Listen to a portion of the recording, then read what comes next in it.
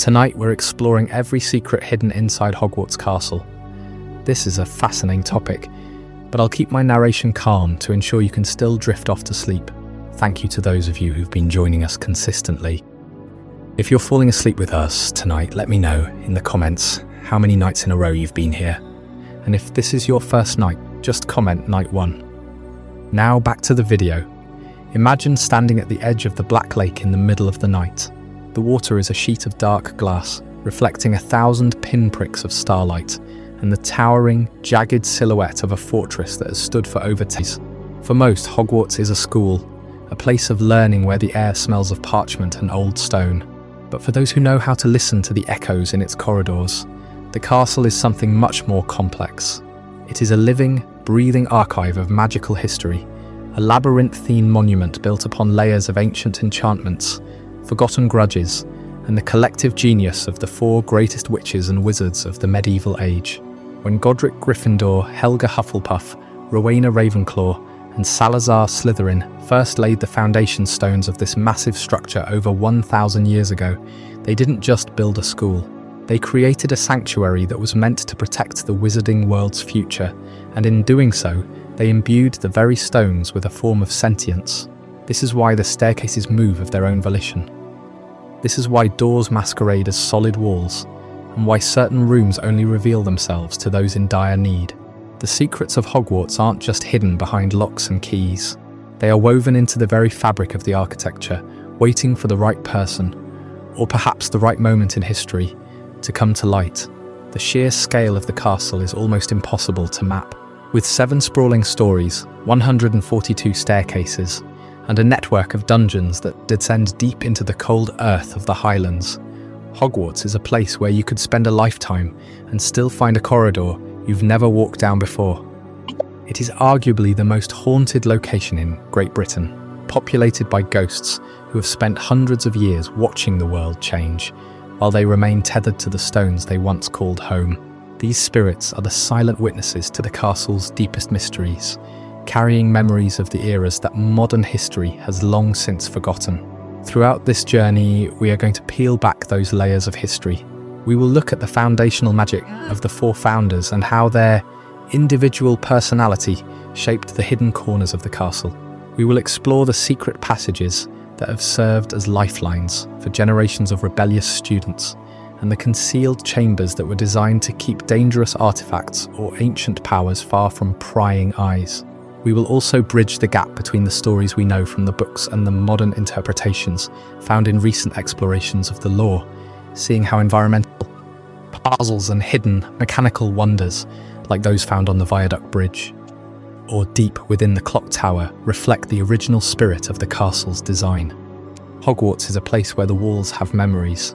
It is a place that can recognize its master, as it did when it sealed the head against an unwanted intruder in 1996.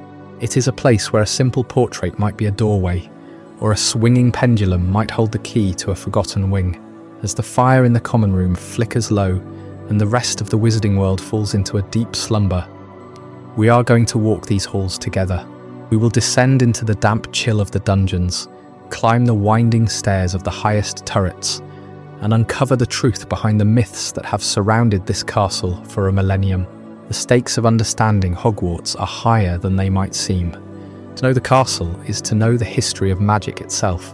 Every trick step, every false door, and every enchanted ceiling tells a story of a time when magic was wilder, and the world was a more dangerous place for those who practiced it. By examining these secrets, we aren't just looking at a building. We are looking at the ultimate masterpiece of magical engineering. So, settle in, let the weight of the day fade away, and prepare to lose yourself in the shifting shadows and golden light of the world's most mysterious school of witchcraft and wizardry. Before there was a single moving stair, or a portrait that could gossip about your love life. Before the name Hogwarts meant anything at all, there was only the land. The Scottish Highlands in the 10th century were a place of brutal, windswept beauty, where the mountains seemed to scrape the sky, and the locks held secrets deeper than any wizard could fathom. It was a time of fear. Muggles, as they would later be called, were hunting what they did not understand, burning and drowning those they suspected of witchcraft. Magical children, born with powers they could not control, were often the first to be accused. And it was in this climate of persecution that a decision was made, a decision that would change the course of magical history forever. 4 of the most powerful witches and wizards of the age came together.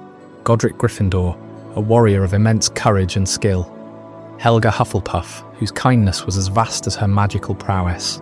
Rowena Ravenclaw, a mind of unparalleled wit and wisdom. And Salazar Slytherin, a cunning and ambitious wizard who prized pure blood above all else. They shared a single radical vision, a sanctuary, a place where magical children could be gathered, taught to control their abilities, and kept safe from the flames of Muggle persecution. They needed a fortress, but not just any fortress. They needed a home that was alive. The location they chose was deliberate, a remote cliffside overlooking a great dark lake hidden deep within the highlands. It was inaccessible to Muggles, who would see only dangerous ruins if they stumbled upon it at all. But for the founders, this jagged promontory was the perfect foundation. Here they would build a castle. But this would not be a building raised by simple stone and mortar. This was an act of architectural genesis, a creation woven from the very fabric of magic itself. As the walls rose, so too did the founders pour their own essence into the structure. They did not merely enchant the castle, they imbued the very stones with a primitive protective consciousness. Think of it not as a spell cast once and forgotten, but as a slow, deliberate infusion of will. Gryffindor's courage became the steadfastness of the towers, unyielding against the Highland gales. Hufflepuff's loyalty became the warmth that seemed to emanate from the castle's heart, a promise of belonging that welcomed any who sought shelter. Ravenclaw's wisdom was woven into the ever-shifting staircases and the doors that only opened to the clever. And Slytherin's cunning was sealed into the deep dungeons and the hidden chambers, places of shadow and ambition that would remain secret for centuries. This was not a simple act of construction. It was a ritual. The founders walked the unfinished halls, tracing their wands along the cold stone, whispering incantations that would make the castle more than a building. They made it a guardian. The castle learned. It began to understand the difference between a friend and a foe, between a student who needed to be found and an intruder who needed to be lost. The trick steps, the false doors, the rooms that appeared only when you were truly in need, these were not later additions. They were the castle's first breaths, the first stirrings of a consciousness that would sleep for 1,000 years, yet never truly slumber. The strategic choice of the cliffside location was not just about defense, it was about isolation. The founders knew that to protect their students, they had to sever the castle from the Muggle world entirely. The lake below was not just a scenic feature, it was a magical barrier, a moat of enchantment that repelled non-magical eyes. The surrounding mountains were not just scenery, they were wards, ancient and powerful, that kept the castle hidden from prying eyes. Every stone was laid with the intention of creating a bubble of safety, a world apart where magic could flourish without fear. And so, the 1,000-year foundation was laid. The castle rose, not just as a school, but as a living archive of its own creation. The stones remember the touch of the founders. The air still hums with the echo of their voices. Every secret passage, every hidden room, every ghost that walks the halls, they are all children of that original act of creation. The castle was never meant to be a static museum. It was meant to be a living maze, a puzzle that would unfold for 1,000 years. But the founders could not have foreseen everything. They could not have predicted the schism that would soon tear them apart. The bitter argument over who should be allowed to learn within these walls. That conflict, born in the very first days, would leave a scar on the castle's soul, a secret so deep it would not be discovered for a millennium. The castle remembers that too. It remembers the departure of one of its creators, and the chamber he left behind waiting. That is the true nature of Hogwarts. It is not a building. It is a living blueprint, a design that was never finished, a story that is still being written. And as we begin to trace its hidden lines, we must first understand the mind that drew them. In our next chapter, we will explore how that original design became a labyrinth of its own making, a place where the walls themselves have a memory.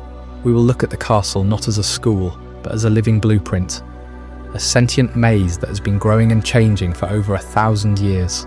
And we will ask the question that has haunted every student who has ever walked its halls. What does the castle know that we do not? The previous chapter laid the foundation. both literally and figuratively, for what Hogwarts would become. We trace the laying of the first stones in the Scottish Highlands, 1,000 years ago, when the four founders channeled their collective will into a fortress of learning. But a fortress, even one built by the most powerful witches and wizards of the age, is still just stone and mortar without a soul. The true genius of Hogwarts was not in its construction, but in the consciousness they breathed into its very walls. They built a living blueprint. Consider for a moment the sheer impossibility of navigating the castle. It is a structure that defies every rule of conventional architecture, a place where the concept of a floor plan is a polite fiction. The most famous example of this defiance is, of course, the Grand Staircase. There are 142 staircases in Hogwarts. That number is not a fixed fact, it is a rough estimate, a census taken on a good day. Some are wide and sweeping, leading to marble landings. Others are narrow, rickety, and seem to lead to nothing but a blank wall. And all of them, every single one, has a mind of its own. They do not simply connect floors in a predictable, linear fashion.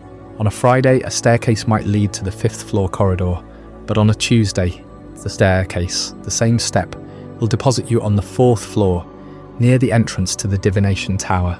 They lurch, they sway, and they rearrange themselves without warning.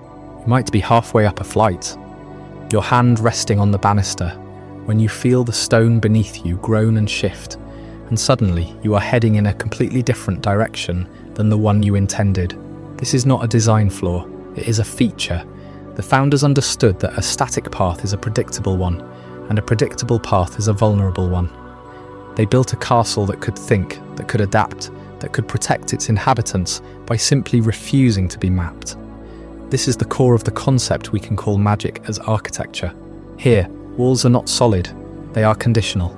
A wall might be there one day and gone the next, replaced by a door that only appears when you are thinking of a specific memory. A room might be a large, empty chamber on a Wednesday, but by Thursday it has become a cozy, fire-lit study, complete with bookshelves and a roaring fire, because the castle sensed you needed a quiet place to read. This is not mere decoration, it is a fundamental redefinition of what a building is. In the non-magical world, architecture is a static container. You build a room, and that room has a fixed size, a fixed shape, and a fixed purpose. At Hogwarts, the container is alive, it responds to the needs of its contents. This is why the castle's layout defies traditional Euclidean geometry and mapping. You cannot create a reliable map of Hogwarts, because the castle does not exist in a fixed, three-dimensional space.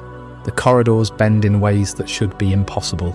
A hallway that runs north-south on the ground floor might, on the 3rd floor, inexplicably run east-west, and then loop back on itself, creating a space that is larger on the inside than the outside. The mathematics of the place are not our mathematics. It is a geometry of intention, not of angles and lines. A room is where it needs to be, when it needs to be there. This fluidity is not random chaos. It is a deliberate ancient intelligence. The castle remembers. It remembers the footsteps of every student who has ever walked its halls. It remembers the whispered secrets of lovers in hidden alcoves.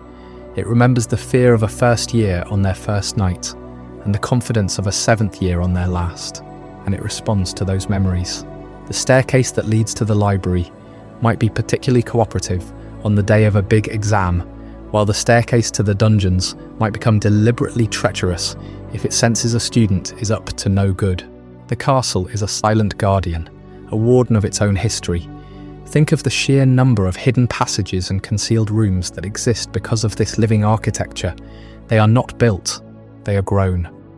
A passage might form behind a tapestry because generations of students have used it to sneak to Hogsmeade, and the castle, in its quiet wisdom, has decided to make that path permanent.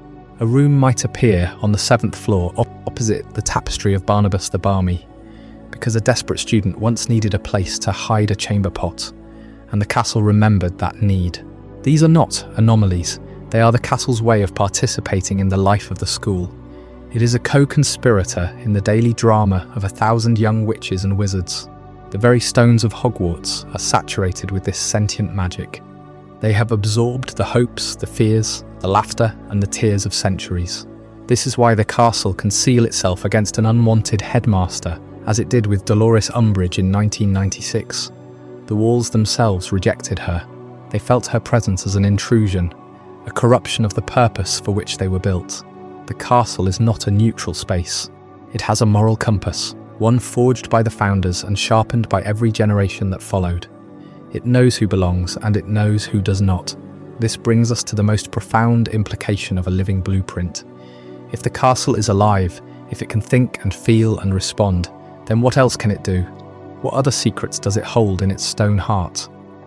We have seen its staircases shift and its walls dissolve. We have seen it create rooms from nothing and seal doors forever. But this is only the surface. The true depth of its sentience, the ancient consciousness that stirs in the bedrock beneath the dungeons, is a force we have only begun to glimpse. And it is that force, the sentience of stone itself, that we must now confront. The previous chapter left us standing on a staircase that had just decided to become a solid wall, reminding us that Hogwarts is never truly still. But what if those shifting stones are more than just a clever enchantment? What if the castle itself is listening, watching, and even making choices about who belongs within its walls? This is the idea that transforms Hogwarts from a mere building into something far stranger, a silent presence that has been accumulating memory for over 1,000 years. Consider the trick steps on the grand staircase. They are not random hazards. They are deliberate, almost playful obstructions. A step that vanishes underfoot one day might remain solid the next, but it always seems to catch the same students, the ones who are rushing or distracted, or perhaps simply not paying attention to the castle's subtle warnings. It is as though the stone has learned the rhythms of its inhabitants and decided to teach its own small lessons. This is not the work of a caretaker or a professor. This is the building asserting its own personality, a personality forged from centuries of magical residue, of spells cast and emotions felt within its walls. And then there is the way Hogwarts rejected Dolores Umbridge. In 1996, when she attempted to install herself as headmistress, she marched up to the gargoyle guarding the entrance to the head, expecting it to step aside. It did not. It refused to acknowledge her authority, remaining as immovable as the bedrock beneath the castle. She tried every password she could think of, every official decree, but the stone simply would not yield. The castle had made its judgment. It knew she did not belong in that office, and it would not let her in. This was not a mechanical failure. It was a conscious act of defiance from a building that had watched over its students for a millennium and recognized a threat when it saw one. This awareness extends far beyond the headmaster's tower. Hogwarts remembers its inhabitants through the portraits that line its corridors, yes, but also through lingering echoes that are not quite ghosts. Walk through the dungeons late at night, and you might hear the faint whisper of a student who died in a prank gone wrong 300 years ago. Stand in the library after hours, and the books seem to shift on their shelves, as though they are being rearranged by invisible hands. These are not hauntings in the traditional sense. They are the castle's own memories, playing back like a scratched record, preserving moments that the stone has absorbed and cannot forget. The portraits themselves are a key part of this memory system. They are not just paintings. They are enchanted windows into the personalities of those who have lived and died within these walls. But here is the strange part. The portraits do not only remember their own lives, they remember the castle. A portrait of a long-dead headmaster can tell you about a secret passage that was sealed in the 18th century, or about a room that only appears when the moon is full. The castle speaks through them, using their voices to share its own history with those who know how to listen. There is a theory among magical historians that Hogwarts has become something like a silent fifth founder. Godric Gryffindor, Helga Hufflepuff, Rowena Ravenclaw, and Salazar Slytherin poured their magic into the very stones when they built this place. But they did not just create a school, they created a vessel. Over the centuries, that vessel has absorbed the magic of every student who has walked its halls, every spell cast in its classrooms, every moment of joy, fear, and discovery. The castle has grown beyond its original design. It now protects its students with an instinct that feels almost parental. Think about the room of requirement. It does not just appear when someone needs it. It appears as exactly the room that person needs, whether that is a place to hide, a library of banned books, or a training ground for defensive magic. The castle is reading the minds of its inhabitants and responding to their deepest desires. That is not a simple enchantment. That is a form of sentience, a willingness to adapt and care for the people within its walls. And then there are the hidden passages, the ones that only reveal themselves to those who have earned the castle's trust. The passage behind the mirror on the 4th floor, the one that leads to the Hufflepuff common room, does not open for just anyone. It requires a specific rhythm of taps, a rhythm that the castle itself seems to have chosen. The same is true of the secret corridor behind the tapestry of Barnabas the Barmy. It is not marked on any map, it exists only because the castle decided it should exist, a gift to the students who prove themselves worthy of its secrets. The ghosts are another layer of this memory. Nearly Headless Nick, the Fat Friar, the Grey Lady. They are not just spirits, they are living records of the castle's past, each one carrying stories that would otherwise be lost to time. But even they are subject to the castle's will. There are places in Hogwarts where ghosts cannot go, rooms that are sealed to them as surely as they are sealed to the living. The castle decides who is allowed to see its deepest chambers, and it does not always explain its reasoning. This brings us back to the trick steps and the false doors. They are not just obstacles, they are tests. The castle is constantly evaluating the people who walk its corridors, deciding who is worthy of its trust and who should be kept at a distance. It is why some students always seem to find the shortcuts, while others are forever getting lost. The building is teaching them, guiding them, and, sometimes, frustrating them on purpose. And when the castle decides to protect someone, it does so with a ferocity that is almost terrifying. During the Battle of Hogwarts, the very stones seemed to rise up against the Death Eaters. Staircases collapsed behind them. Walls shifted to block their path. The castle was fighting alongside its defenders, using its own body as a weapon. That is not the behaviour of a passive structure. That is the behaviour of a living thing, a guardian that has spent 1,000 years learning how to love its students and how to hate their enemies. So when you walk through the halls of Hogwarts, remember that you are not just moving through a building.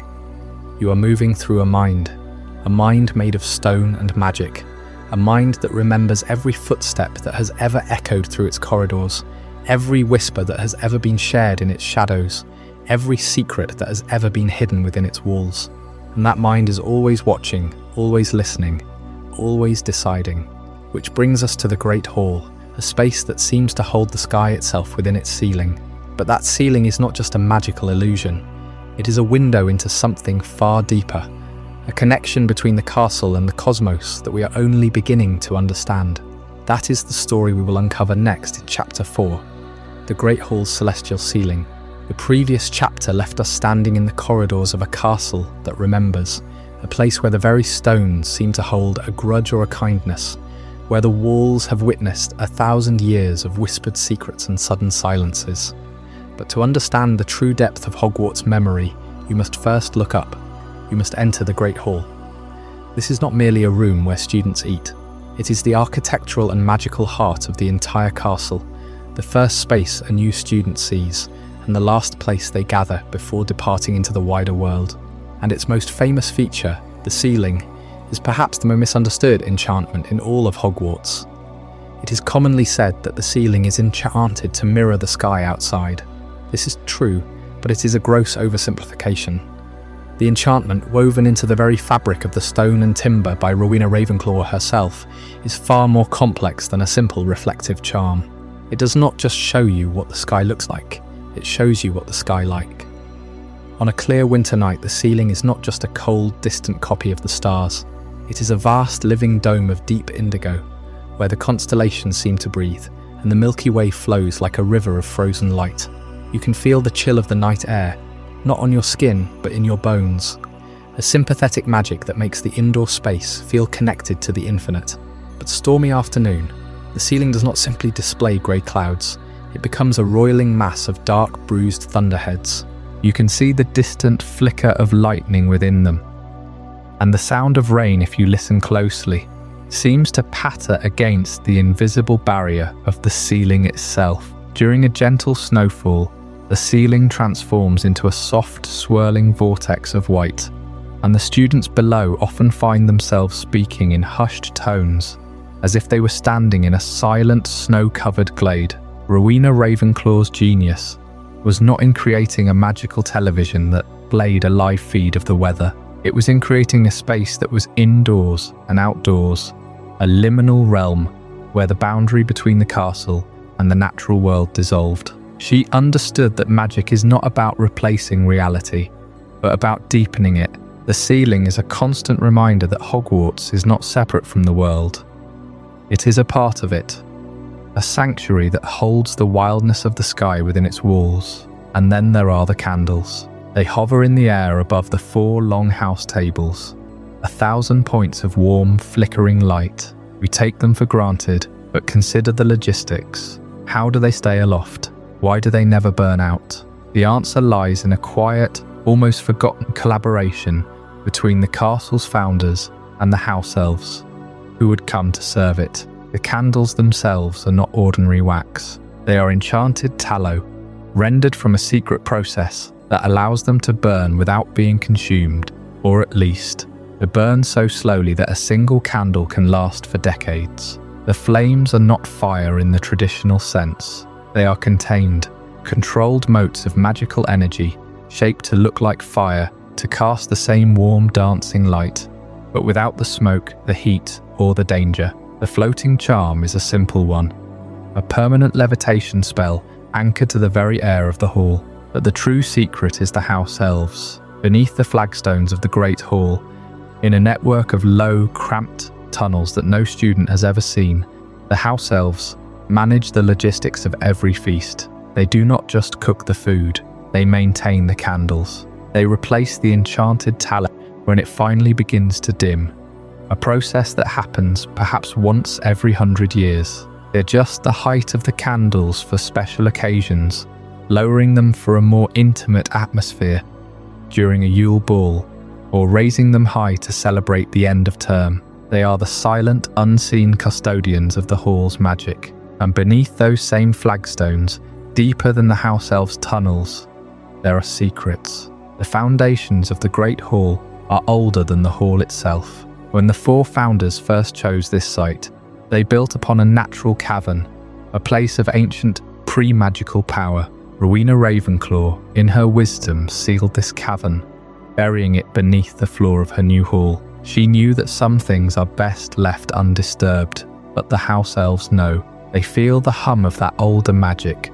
through the soles of their feet as they work. They whisper stories of a chamber below the chamber, a place where the very first spells of protection were cast, a place where the castle's sentience was born. The Great Hall, then, is a layered artifact. On the surface, it is a place of celebration and community. Above, it holds the sky. Below, it holds the earth's forgotten power. And all around, it holds the quiet, unceasing labour of the house elves, who keep the lights burning and the magic flowing. But the hall is not the only place where the castle's history is buried. As we leave this space of light and air, we must descend. We must go down into the shadows, into the damp, cold places where the stones sweat and the air grows heavy. There, in the dungeons, the castle keeps its oldest and most dangerous secrets. The darkness below the Great Hall is only the beginning. The true depths of Hogwarts, the places where the castle's memory grows cold and sharp, are waiting in the shadows of the dungeons. We left the Great Hall with its enchanted ceiling reflecting the night sky, but the true heart of Hogwarts does not beat in that grand, candlelit space. It pulses somewhere far below, in the cold, silent lungs of the castle. To understand the deepest secrets of this place, you must descend. You must leave the warmth of the Gryffindor common room, fire, and the chatter of the other houses. You must follow the stone steps that spiral downward, past the kitchens, past the Hufflepuff dormitory entrance, hidden behind a stack of barrels, until the air changes, the temperature drops, the stone walls begin to weep. This is the damp, subterranean world of Salazar Slytherin. It is a realm built not for comfort but for purpose. Slytherin, the most cunning of the 4 founders, did not trust the easy light of the upper towers. He believed in the power of what lurks beneath, in the strength found in shadow and secrecy, and so he carved his domain into the bedrock of the Scottish Highlands, directly beneath the lake. The pressure of millions of gallons of water above you is a constant, silent presence. It is a weight that presses against the very foundations of the castle. A reminder that Hogwarts is not just a building, It is a vessel sealed against the deep, and it is here, in these lower levels, that you feel the true genius of the castle's original enchantments. The damp is not a flaw, it is a feature. Cooling charms, woven into the stone over 1,000 years ago, still hum with a low, thrumming energy. They pull the chill from the lake water and circulate it through the dungeon walls, keeping the potion ingredients fresh and the volatile elixirs stable. You can feel it on your skin, that strange, unnatural cold that is not quite the cold of winter, but the cold of preservation. It is the cold of a place designed to hold secrets for centuries. The corridor stretches ahead, lit by the faint, greenish glow of torches that burn with a magical flame that never flickers. The silence here is different from the silence of the upper floors. Up there, silence is a temporary thing, broken by the rustle of a ghost or the distant creak of a staircase shifting. Down here, the silence is a presence. It is the eerie silence of the lower levels where the castle's oldest enchantments reside. It is the silence of a held breath. You walk, and your footsteps echo against the stone. But the sound is swallowed quickly, as if the walls themselves are drinking the noise. You pass a tapestry. It is old, threadbare, depicting a scene of a hunt that no living historian can identify.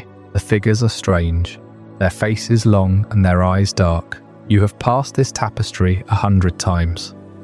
But tonight you notice something. The edge of the tapestry is not flush against the wall. There is a draft, a whisper of air that smells of dust and dried roots. You pull the heavy fabric aside, and there it is. A narrow opening, barely wide enough for a single person to slip through. Hidden alcoves behind tapestries that lead to forgotten potion storage. You step inside.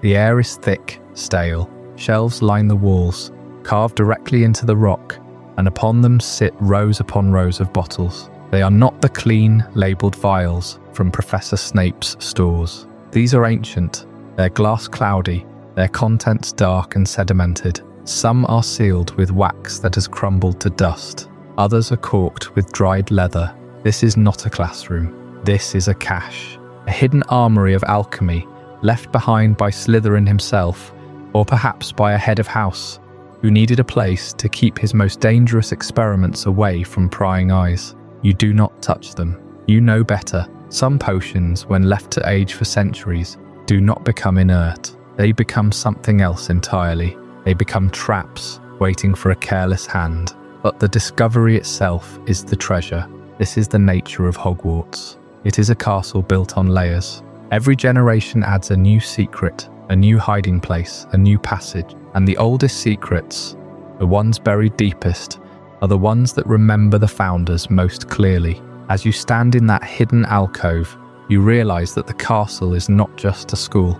It is a living archive of magical history, and its archives are not written in books. They are written in stone, in shadow, in the very dampness of the air. The walls hold memories. The floors remember footsteps, and the silence, that deep ancient silence, holds the whispers of 1,000 years. You step back into the main corridor, letting the tapestry fall back into place. The green torches still burn. The lake still presses down above you. But now, you know, the castle has shown you a fragment of its truth. And as you walk back toward the stairs, toward the warmth of the upper floors, you cannot help but wonder what other fragments are waiting, what other hidden alcoves lie behind other tapestries. What other forgotten storerooms are sealed behind walls that look solid but are not? You climb.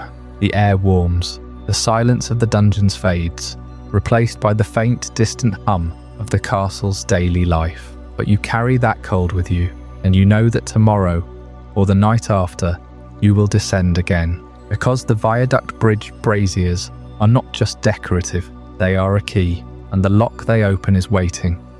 Just beyond the next shadow, in a part of the castle that has not been disturbed in centuries. From the damp, subterranean world of Salazar Slytherin, where the lake's chill seeps through stone and forgotten potion stores gather dust behind hidden tapestries, we now ascend. We climb out of the dungeons, leaving the echo of dripping water and the faint, ancient scent of ingredients behind. Our path takes us upward, through the entrance hall, past the Great Hall's celestial ceiling, and out onto the cold, open air of the castle's exterior. Here, the architecture of Hogwarts reveals a different kind of secret. Not one of hidden alcoves or shifting staircases, but a puzzle carved into the very structure of the bridge that connects the school to the wider world. The Viaduct Bridge is one of the most dramatic features of Hogwarts' silhouette. It stretches across a deep ravine, a stone arc that seems to defy gravity, supported by towering pillars that plunge into the mist below. By day, it is a thoroughfare, a practical passage for students and staff moving between the castle and the grounds. But by night, when the torches flicker and the wind howls through the gaps in the stonework, the bridge takes on a different character. It becomes a stage for something older, something that predates the school's modern routines. To understand the bridge's hidden purpose, we must first consider the Braziers. These are not mere decorative elements. They are large iron bowls mounted on stone pedestals, spaced evenly along the bridge's length. In the daylight, they seem unremarkable, just part of the castle's medieval aesthetic. But when the sun sets and the shadows lengthen, the Braziers become the focal point of a deep dive into the mechanical and magical puzzles of the castle's exterior.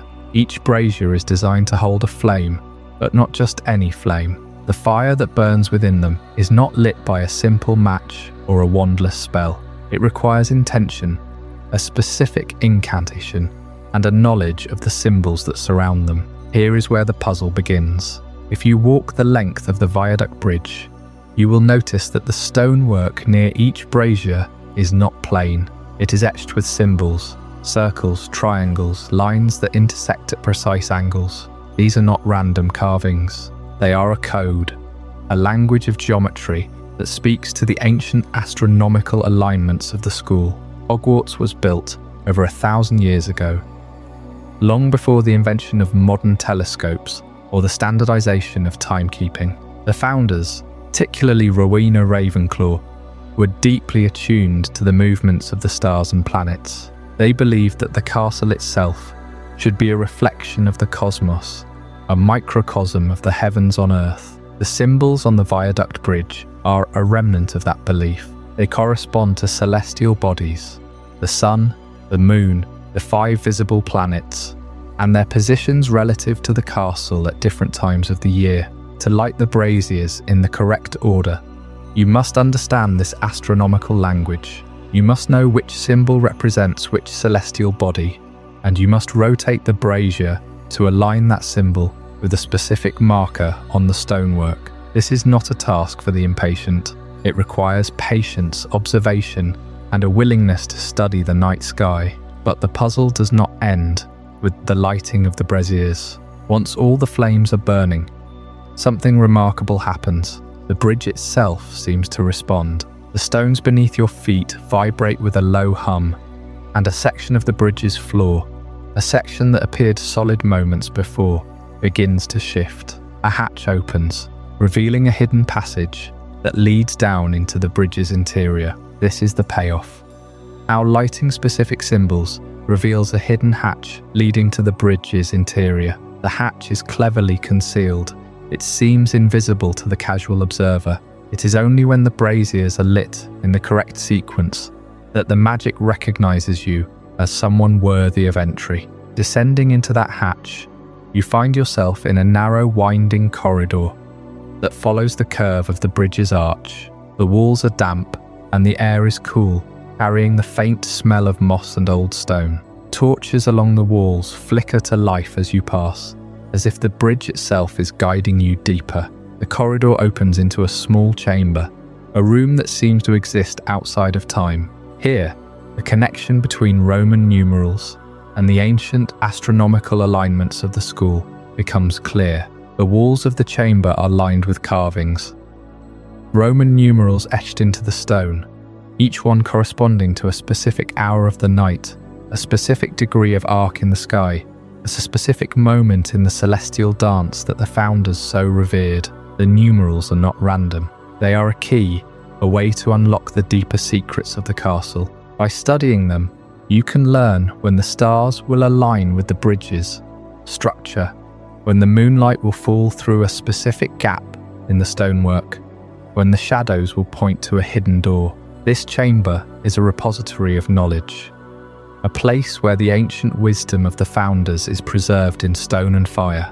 It is a reminder that Hogwarts is not just a school, it is a living observatory, a monument to the belief that magic and science are two sides of the same coin. As you stand in that chamber, surrounded by the echoes of 1,000 years of starlight, you realize that the Viaduct Bridge is more than a passage. It is a threshold, and the secrets it guards are only the beginning. For beyond the bridge in the south wing, another puzzle awaits.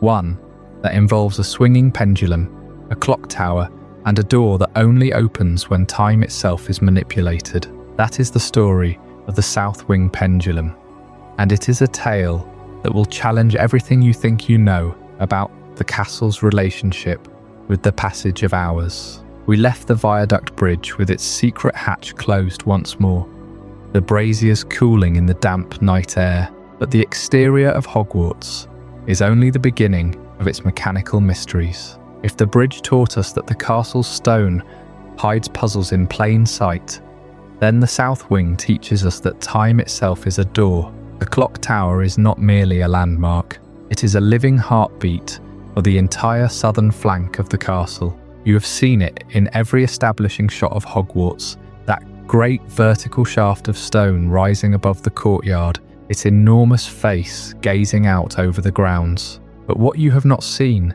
is the rhythm it imposes on everything around it. The tower is not just telling time, it is keeping a secret. The pendulum inside the clock tower is immense, a weight of iron and enchanted lead, suspended on a chain that was forged by goblin smiths over 8 centuries ago. It swings with a regularity that is almost hypnotic, a slow, deliberate arc that takes exactly 12 seconds to complete one full cycle. That rhythm is not decorative.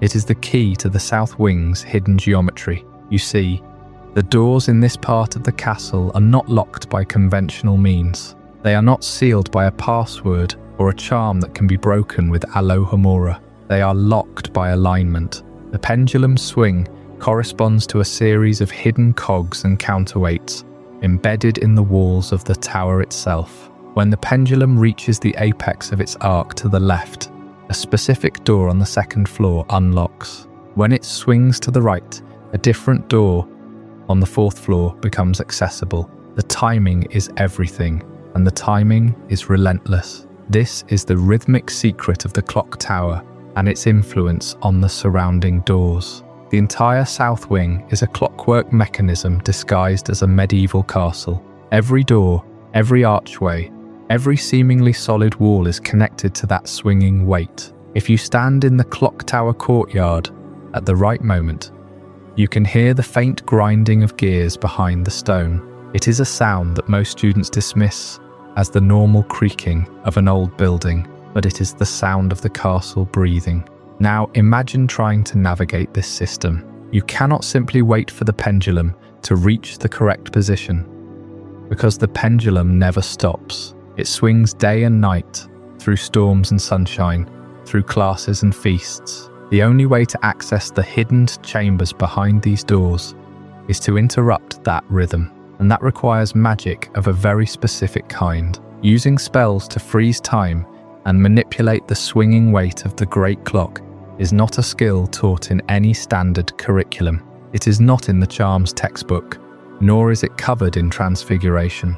It is a lost art, known only to a handful of witches and wizards who have studied the deeper workings of Hogwarts. The spell itself is a variant of a temporal stasis charm, but it must be cast with surgical precision. You are not freezing the entire tower, you are freezing the pendulum at the exact moment it aligns with the door you wish to open. The incantation is whispered, not shouted. It requires the caster to feel the rhythm of the swing in their own bones, to synchronize their heartbeat with the pendulum's arc. When the spell is cast correctly, the weight stops mid-swing, the chain goes taut and silent, and for a brief window of perhaps 30 seconds, the doors of the South Wing become unlocked. you must move quickly. You must know exactly which door you are targeting, because when the spell wears off, the pendulum resumes its swing, and the doors seal themselves again, perhaps for another 12 hours. What lies behind those doors is the true reward. The discovery of the hidden chambers, tucked behind the mechanical gears of the tower, is a revelation that changes how you understand the castle's construction. These are not classrooms. They are not storage rooms. They are observation chambers, built by the original architects to monitor the pendulum's behavior. The walls are lined with brass instruments, delicate devices that track the passage of time in ways that our modern clocks cannot replicate. There are astrolabes calibrated to the movement of the planets, hourglasses filled with sand that glows faintly in the dark, and a central console of polished oak that holds a single, leather-bound journal. The journal is written in a hand that predates the founding of the Ministry of Magic. It describes the pendulum not as a timekeeping device, but as a stabilizer. The founders believed that the castle's magic needed a constant, physical anchor to prevent it from becoming too wild, too unpredictable. The pendulum is that anchor. It absorbs the excess magical energy that builds up in the stone,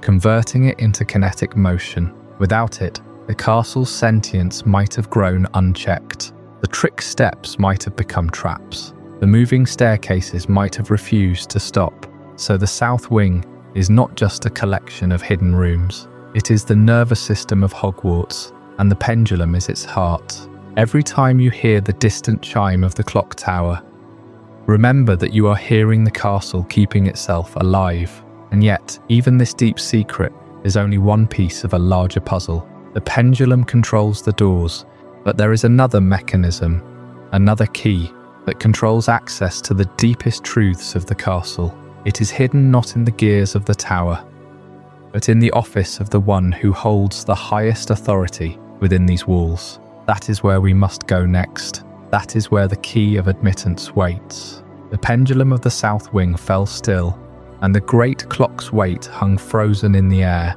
held by the spell you had cast. But the castle does not surrender all its secrets through mechanical puzzles alone. Some doors require not a key of brass or a spell of unlocking, but a different kind of credential altogether. They demand proof that you belong here, that you have earned the right to pass through.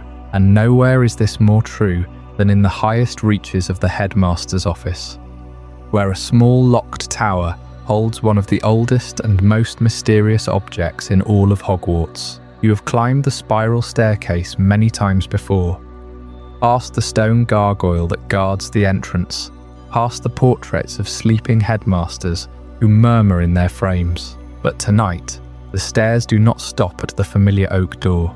They continue upward, winding tighter and steeper, until the air grows thin and the torches flicker with a pale silver light. At the very top, you find a room no larger than a cupboard, its walls lined with shelves of ancient parchment and leather-bound volumes, and in the centre, resting on a simple pedestal, lies a book the size of a shield, its pages blank and waiting. This is the Book of Admittance, and beside it, held in a silver stand, is the Quill of Acceptance. Together, they form the oldest record of Hogwarts students, a register that predates any parchment roll or enchanted ledger in the castle. But they do not work as you might expect. The quill does not write the name of every witch or wizard born in Britain. It waits, it observes, and only when a child first shows a spark of magical merit, when they perform an act of accidental magic that reveals their potential, does the quill dip itself into invisible ink and inscribe their name upon the page. The castle itself enforces this rule. For centuries, parents have tried to add their children's names early, hoping to secure a place before the quill deems them worthy. But the book refuses. Its pages remain smooth and blank, rejecting any name that has not been written by the quill's own hand. This is not a bureaucratic oversight. It is a deliberate enchantment, woven into the very fabric of the tower by the four founders themselves. They understood that magical ability is not always apparent at birth. Some children bloom late, their power hidden beneath shyness or fear. Others come from non-magical families, their first accidental spell occurring long after they have learned to walk and talk. The quill watches for all of them, patient and impartial, waiting for that first true sign. And so the small locked tower stands as a silent gatekeeper. No one can force the door open. No spell can bypass the wards. The only way to enter is to be summoned by the book itself, to have your name already written in its pages, before you even know the castle exists. This is why Hogwarts never sends acceptance letters to children who have not yet shown magical promise. The quill decides, the book records, and the castle remembers. But the Key of Admittance is not the book itself. It is a physical object, a slender iron key with a head shaped like a feather, kept in a hidden compartment within the Headmaster's office. To claim it, you must ascend beyond the usual chambers, past the portraits of past headmasters who watch you with knowing eyes, until you reach a narrow spiral staircase that seems to have no end. The steps are worn smooth by centuries of feet, and the walls are cold to the touch, as if the tower has absorbed the chill of 1,000 winters. At the top, a single door stands locked, its keyhole shaped like the quill's tip. You slide the Key of Admittance into the lock, and it turns with a sound like a whispered name. The door swings open, and you step into the small tower room. The Book of Admittance glows faintly, its pages rustling, as if stirred by a breeze you cannot feel. The Quill of Acceptance hovers above the open book, its tip poised, waiting for the next name to be written. And in that moment, you understand that you are not just a visitor to this place. You are part of its history, a name already recorded in a language older than speech.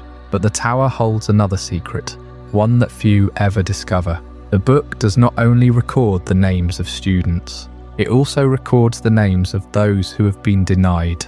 There is a second list, written in ink that fades when touched by light, containing the names of children who showed no magical merit, whose names were never written by the quill. These pages are sealed, bound by a charm that prevents them from being read.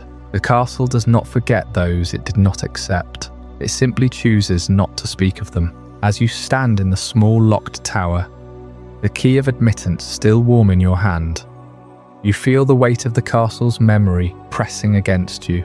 Every name ever written in that book, every child who ever walked these halls, every secret hidden behind stone and spell, all of it is here, waiting to be discovered. And somewhere below, in a corridor that shifts when you are not looking, a door appears where none existed before. It is plain, unmarked, and it does not have a handle. But it knows you are coming. It's been waiting for you. The room beyond that door does not yet have a name, but it will. And when you finally step inside, it will become exactly what you need it to be. The Book of Admittance and the Quill of Acceptance are not the only things hidden within Hogwarts that seem to know what you need before you do.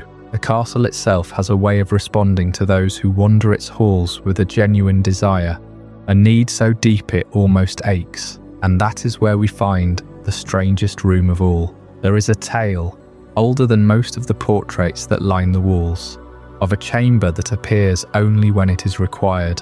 The house elves know of it, of course, because they have used it for centuries as a hiding place, a storage space for the endless clutter of castle life. But the students call it the come and go room, and it holds a secret that is almost too elegant to believe. Imagine you are walking down a corridor on the 7th floor, opposite the tapestry of Barnabas the Barmy.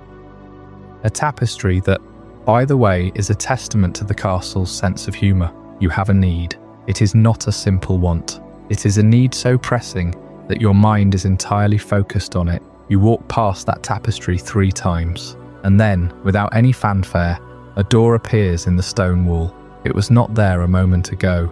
It is there now, and it opens into exactly what you needed. That is the ultimate secret of the come and go room. It does not appear for a casual request or a frivolous wish. It responds to human need, genuine, desperate, focused need. The room itself is a blank canvas of pure enchantment. It becomes whatever the seeker requires.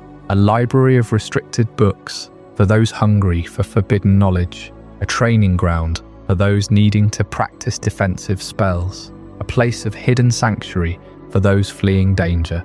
It does not judge, it simply provides. But the room has a past far older than the students who used it during times of war. For centuries, it served as a hiding place for generations of contraband and lost items. House elves, sent to tidy up after students, would find abandoned objects, a quill, a broken cauldron, a forgotten book, and they would stash them away in the room. Over the decades, the chamber accumulated layer upon layer of discarded treasures. Old teacups, tarnished goblets, splintered broomsticks, faded robes, and even objects that were never meant to be found again. It became a city of hidden things, a vast hoard of forgotten history piled high to the ceiling. And there is a dark side to this room, a lurking danger within the city of hidden things, because the room remembers everything that has ever been placed inside it.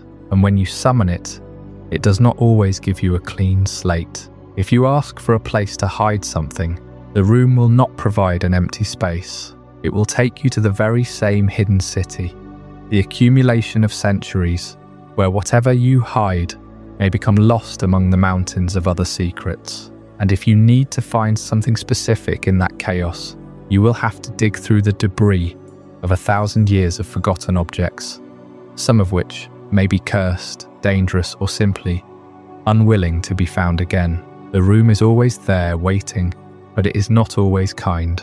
It responds to need, yes, but need can be twisted. It can be used for good, for self-preservation, or for something far more sinister. There are corners of that room where the air is thick with old magic, and where the boundaries between what is real and what is imagined begin to blur. Those who venture too deep into the city of hidden things sometimes find more than they bargained for. An echo of a former student's fear, a shadow that moves on its own, a whisper that sounds like your own voice. But perhaps the most unsettling truth about the Room of Requirement is this: it knows you. It knows what you truly desire, even when you do not say it aloud, and it gives you exactly that, whether you are ready for it or not. The castle holds many such spaces, many such whispers, and deeper still, beneath the foundations, there is a chamber that was never meant to be found at all. A place that responds not to need, but to a language of its own. A chamber that has waited for 1,000 years, sealed and silent, until the moment someone speaks its name aloud. That is what we will uncover next, in the story of the Chamber of Secrets. The Room of Requirement, in all its vast and shifting impossibility, is not the only secret the castle keeps behind a hidden door. In fact, 1,000 years before that room ever answered a student's plea for a place to hide an encyclopedia or a half-eaten cake, another chamber was sealed away with far darker intent. This was not a room that came because you needed it. This was a room that waited for you to prove you were worthy of its master's hatred. At the very foundations of Hogwarts, beneath the stone and the pipework and the layers of accumulated magic, lies the Chamber of Secrets. But to understand why it remained hidden for a millennium, you have to go back to the moment it was built.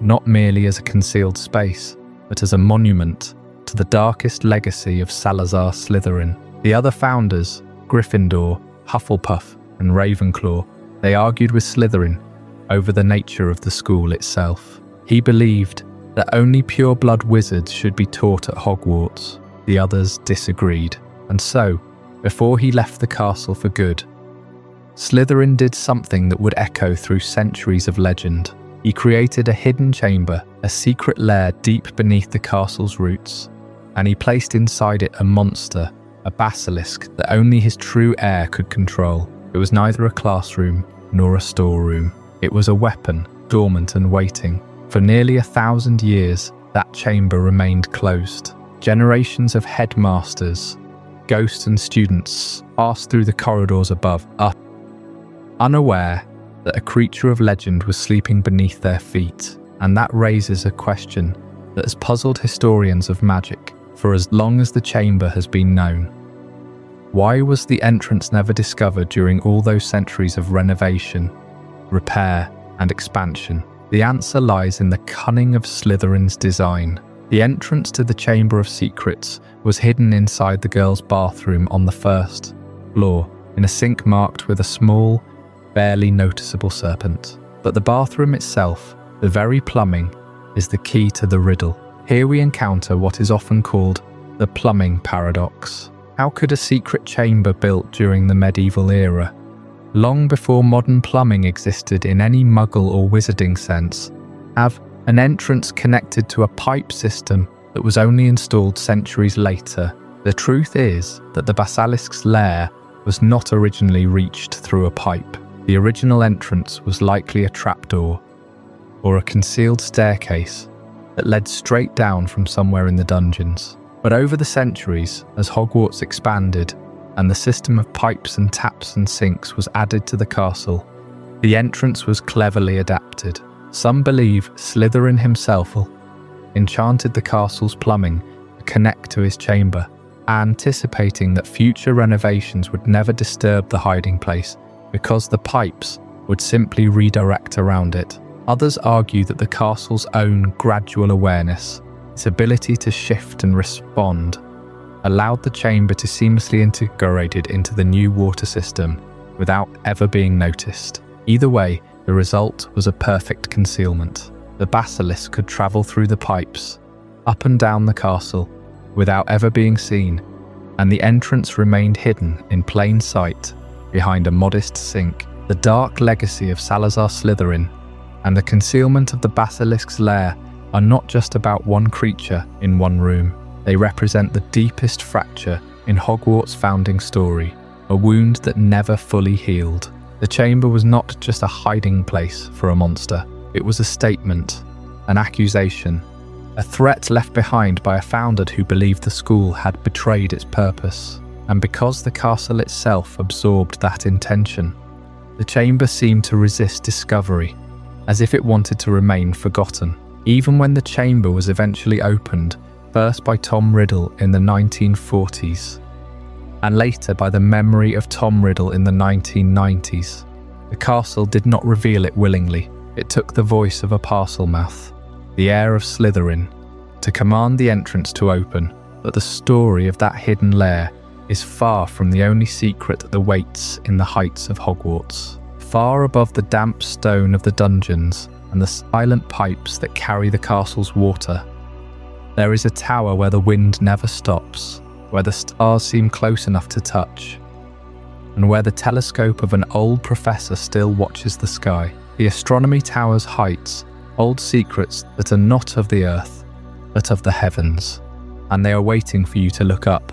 Before we dive deeper into this incredible journey, I'm curious, where in the world are you watching this from? Drop a comment below and let our global community know. And if you're finding this as mind-blowing as I am, hit that like button to help more people discover this story. The Chamber of Secrets had been sealed for 1,000 years, its entrance hidden behind the ghost of a girl who never truly left. But as dark as that legacy was, it belonged to the depths of the castle, to the cold stone foundations, where water drips and serpents once stirred. Now we rise. We climb past the shifting staircases and the whispering portraits, past the 7th floor landing, where the room of requirement waits for those who need it most. We ascend into the open air, where the wind carries the scent of the forbidden forest, and the stars feel close enough to touch. This is the Astronomy Tower, the tallest structure in all of Hogwarts, and it holds secrets of a very different kind. The significance of the tallest tower as a beacon for celestial magic cannot be overstated. When the 4 founders first laid the castle's foundations, they understood that magic was not only drawn from the earth and the blood of ancient creatures, but from the heavens themselves. The Astronomy Tower was built to reach toward those heavens, a stone finger pointing at the moon and the planets, and the distant constellations that have guided witches and wizards for millennia. It rises nearly 7 stories above the rest of the castle, its circular walls pierced by tall, narrow windows that frame the night sky like a series of paintings. At the very top, an open platform allows students to stand beneath the stars without any barrier between them and the cosmos. This is where astronomy classes are held, where Professor Aurora Sinistra teaches her students to chart the movements of Jupiter and Mars, to read the future in the alignment of the moons, and to understand that magic itself is woven into the fabric of the universe above. But the tower is more than a classroom. It is a beacon. In the earliest days of Hogwarts, before the castle was fully fortified, the tower served as a signal point, its highest window lit with a magical flame that could be seen for miles across the Scottish Islands. Travelling witches and wizards would look for that light, knowing it marked the location of the school and the promise of shelter. Over time, that beacon became symbolic, a reminder that Hogwarts was a place of learning and refuge, a lighthouse in a world that could be dark and dangerous. Even now, long after the need for a literal signal has passed, the tower retains that sense of watchfulness. It is the highest point in the castle, the place where you can see the entire grounds spread out below you, from the Quidditch pitch to the edge of the lake, and beyond that, the mountains that guard the horizon. Yet for all its official purpose, the Astronomy Tower has always been a place of secrecy. Hidden parapets, used by students for illicit meetings and owl deliveries, are woven into its architecture. Small ledges and alcoves that are invisible from the ground, but accessible to those who know where to look. These are not grand chambers or enchanted rooms. They are simple stone balconies, barely wide enough for two people to stand side by side, tucked behind the gargoyles that decorate the tower's outer walls. Students have used them for centuries, slipping out of their dormitories after curfew, climbing the winding stairs in the dark, and meeting beneath the stars to share whispered conversations that the castle's walls were never meant to hear. The owls know these perches as well, landing silently on the stone railings to deliver letters that arrive with the morning dew, messages from parents or lovers or friends that are meant to be read in private. One such parapet is hidden behind a false wall on the 7th landing of the tower, a narrow passage that opens onto a balcony overlooking the greenhouse roofs. It is said that a student named Evan MacDougall discovered it in the 17th century when she was trying to escape the notice of a particularly strict prefect. She found that the stone at the end of the corridor gave way to a hidden door, one that opened only when the moon was full. From that night onward, she used the balcony to meet with a young man from Hufflepuff, and their letters were carried by a barn owl that nested in the rafters above. The balcony is still there, though the door now opens with a whispered password instead of moonlight, and the barn owl's descendants still roost in the same spot, their feathers blending with the grey stone. But the tower's secrets are not all romantic. The tragic history embedded in the stones of the tower's highest balcony is a story that every student learns, though few speak of it aloud. That balcony, the one that juts out from the topmost platform, is where Albus Dumbledore fell. It is where the most powerful wizard of the age met his end, not in battle, but in a moment of terrible choice. The stones of that balcony have been worn smooth by the wind and the rain. They still bear the marks of that night, faint scratches, where Dumbledore's wand clattered against the stone, a dark stain that no amount of cleaning can remove. The students who stand there during astronomy class often feel a chill that has nothing to do with the cold. They know that they are standing on ground that was soaked in blood, that the air around them still carries the echo of a spell that should never have been cast. The tragedy of that night is woven into the tower's very fabric. The gargoyles that line the balcony seem to watch you with a knowing gaze, their stone faces frozen in expressions of sorrow. The wind that howls through the windows sounds almost like a voice, a whisper of the words that were spoken in the darkness. Some say that on the anniversary of Dumbledore's death, the tower glows with a faint blue light, as if the magic he commanded still lingers in the stones. Others claim that if you stand on the highest parapet at midnight, you can hear the sound of a phoenix singing, a lament for a master who was lost too soon. But the tower is not only a place of mourning, it is also a place of hope. The stars that shine above the Astronomy Tower are the same stars that the founders gazed upon 1,000 years ago, the same stars that guided the first students to the castle, the same stars that will shine long after the last student has left. The tower is a reminder that magic is not just about spells and potions and enchanted objects. It is about the connection between the earth and the sky, between the past and the future, between the living and the dead. When you stand on that balcony, you are part of something larger than yourself, a story that began long before you were born and will continue long after you are gone. And yet the tower keeps its secrets close. The hidden parapets are still used by students who know the right passwords. The owls still deliver their letters under the cover of darkness. And the stones still remember the fall of a great wizard. The Astronomy Tower is a place of contradictions, a beacon of light that holds a shadow in its heart, a place of learning that is also a place of loss. It is one of the most beautiful and most haunting locations in all of Hogwarts, and it will never give up all its mysteries. As you leave the tower and descend the winding stairs, you pass the library's entrance, and you cannot help but wonder what other secrets are hidden within those endless shelves. The restricted section waits behind a locked gate, its books bound in leather and chain.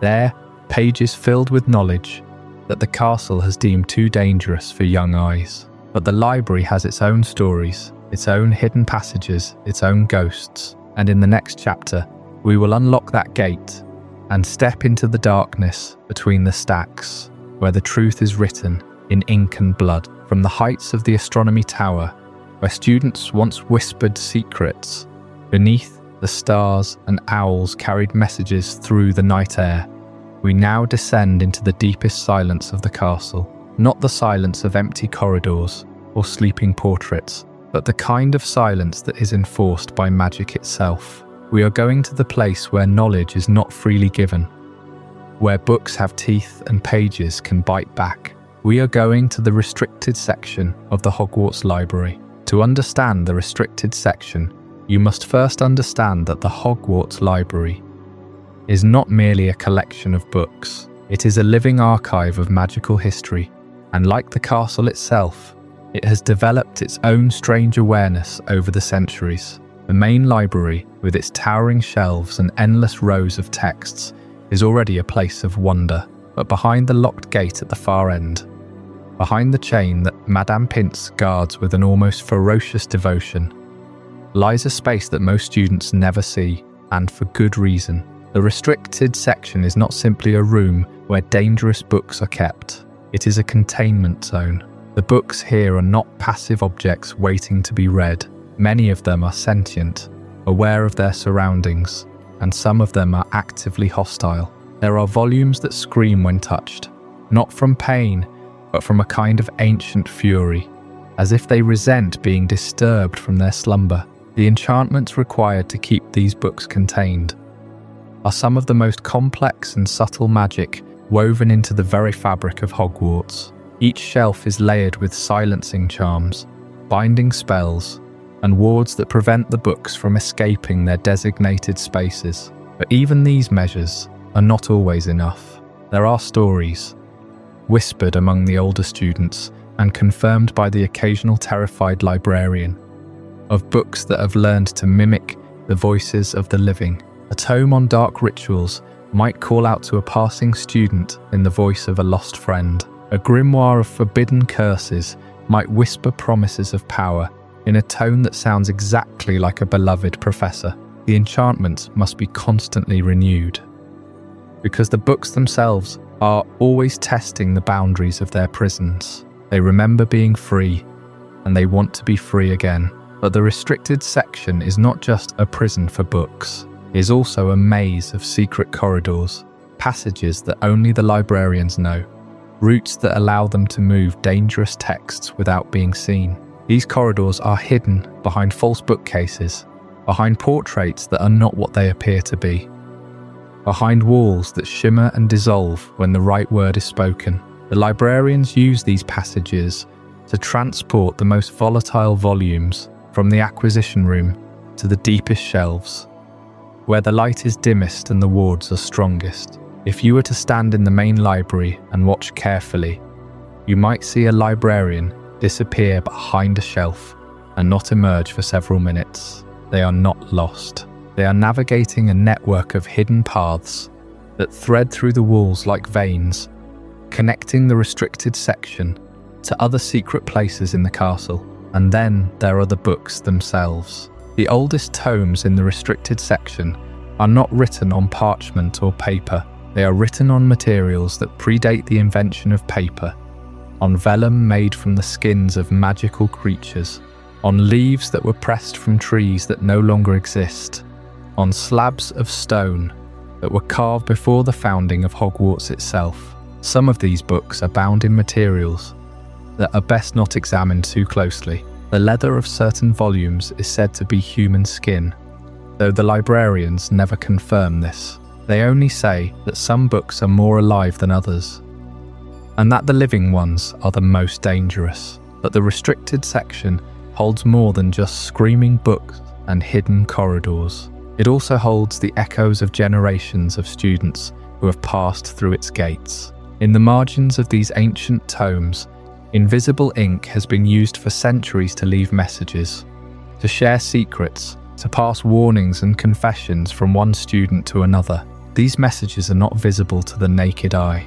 They require a specific charm, a particular spell that reveals the hidden writing. But once revealed, they tell a story of Hogwarts that is not found in any official history. There are notes from students who tried to curse their rivals, only to find the spell backfiring in ways they never anticipated. There are confessions of love that were never delivered, written in the margins of books on potion making and herbology. There are warnings about professors who were not what they seemed, about passages that led to places that should not exist, about rituals that should never be attempted. The margins of these books are a palimpsest of student life, layer upon layer of hidden communication, a secret history written in ink that only the initiated can read. Some of these messages are centuries old. They were written by students who are long dead, whose names have been forgotten, whose stories survive only in these faint traces of ink. Others are more recent, left by students who are still alive, still walking the corridors of Hogwarts, still adding their own secrets to the accumulated wisdom of the ages. The restricted section is not just a place of danger, it is a place of connection, a space where the living and the dead can communicate across the years. If only you know how to look.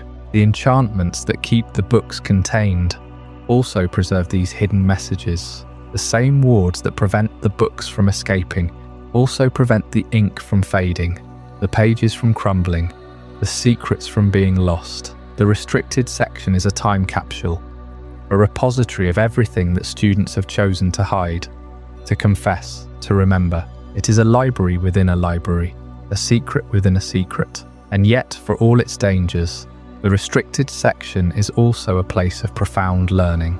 The books that scream, the corridors that hide, the messages that whisper across the centuries. All of them are part of the education that Hogwarts offers, not the education of the classroom, but the education of the castle itself. The restricted section teaches that knowledge is not safe. It teaches that some truths are dangerous, that some secrets are meant to be kept, that some books are alive and will fight to remain unread. But it also teaches that the pursuit of knowledge is worth the risk, that the student who dares to enter the restricted section, who braves the screaming books and the hidden corridors and the invisible ink, is the student who will truly understand the depth of magic that flows through Hogwarts. The castle rewards those who seek its secrets, and the restricted section is one of its greatest secrets of all. As we leave the library behind, as we step back into the silent corridors of the castle, we carry with us the memory of those screaming books, those hidden passages, those invisible messages. But the castle has more secrets to reveal. Just a few floors above, in a part of the castle that most students pass without a second glance, there is a room that holds a different kind of magic. A room of marble and mirrors, of deep water and ancient enchantments. The Prefects Bathroom awaits, and it has its own stories to tell. The restricted section screaming books and hidden librarian passages remind us that Hogwarts guards its knowledge with a ferocity that borders on the paranoid. But not all secrets in this castle are about forbidden texts or dangerous spells. Some are about indulgence, about luxury, about a kind of privilege that has nothing to do with academic merit and everything to do with tradition. I'm talking about the Prefects Bathroom, a space that exists on the 4th floor, tucked away behind a portrait of a fruit bowl and accessible only to those who know the password. And let me tell you, this is not your ordinary school bathroom. The 4th floor itself is already a place of quiet grandeur. It houses the library's main entrance, the trophy room, and the corridor leading to the restricted section. But the Prefects' bathroom is something else entirely. It is a secret that the castle keeps not out of shame, but out of exclusivity. The entrance is a portrait of a bowl of fruit, and you don't just walk through it, you have to tickle the pear. That's the password. The pear giggles, and the portrait swings open to reveal a stone corridor that leads to the bathroom. It's a bizarre, almost childish secret for a place that is anything but childish once you step inside. The room itself is a cathedral of water and light. The floor is made of white marble, and the walls are lined with hundreds of taps, each one made of a different precious metal: gold, silver, bronze, copper, even what looks like pewter. The taps are shaped like animals and mythical creatures. And they don't just dispense water, they dispense a variety of enchanted liquids. One tap releases hot water infused with bubbles that smell like lavender and chamomile. Another releases a stream of water that changes colour as it falls, shifting from deep blue to soft pink to a shimmering gold. There is a tap that produces a thick, creamy foam that floats on the surface of the water, and another that releases a jet of water, so hot it steams like a dragon's breath. The water itself is enchanted to maintain the perfect temperature, no matter how long you soak. It is a bath designed not just for cleanliness, but for pure, unadulterated pleasure. But the most remarkable feature of this room is the mural. The walls are covered in a mosaic of mermaids, sea serpents, and other aquatic creatures, all rendered in shimmering tiles that seem to move as you watch. The mermaids swim lazily through the tiles, their hair trailing behind them like strands of seaweed. They watch you, not in a menacing way, but with a kind of ancient, knowing curiosity. They have seen generations of prefects and head boys and head girls step into this water, and they remember every single one. The mural is not just decoration, it is a living record of the room's history, a silent witness to the secrets whispered in the steam. The water itself has hidden properties that go beyond mere relaxation. It is enchanted to soothe not just the body, but the mind. Students who have spent hours in this bath often report feeling as though their thoughts have been gently rearranged, as if the water has washed away the clutter and left only clarity. It is a place where you can think, truly think, without the noise of the castle intruding. And because the room is soundproofed, you can speak freely without fear of being overheard. It is no wonder that prefects have used this bathroom for centuries to hold secret meetings, to plan pranks, to confess their fears, and to make alliances that would shape the future of the school. But there is another layer to this bathroom that is less obvious, but equally fascinating: the plumbing.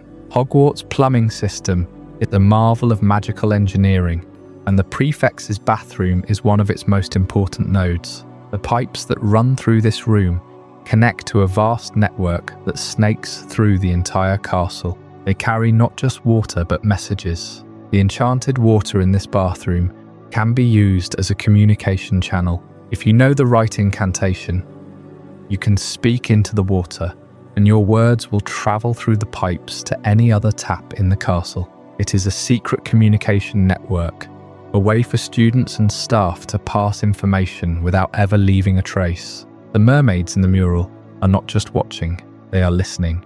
They remember every word spoken in this room, and they carry those words through the water to the other mermaids in the castle's other bathrooms. It is a whisper network that has been operating for centuries, a hidden intelligence that flows through the very walls of Hogwarts. Think about that for a moment. Every time a prefect has stood in this bathroom and spoken a secret, that secret has been carried through the pipes, past the kitchens, past the dungeons, past the common rooms, and into the ears of the mermaids who swim in the Great Lake.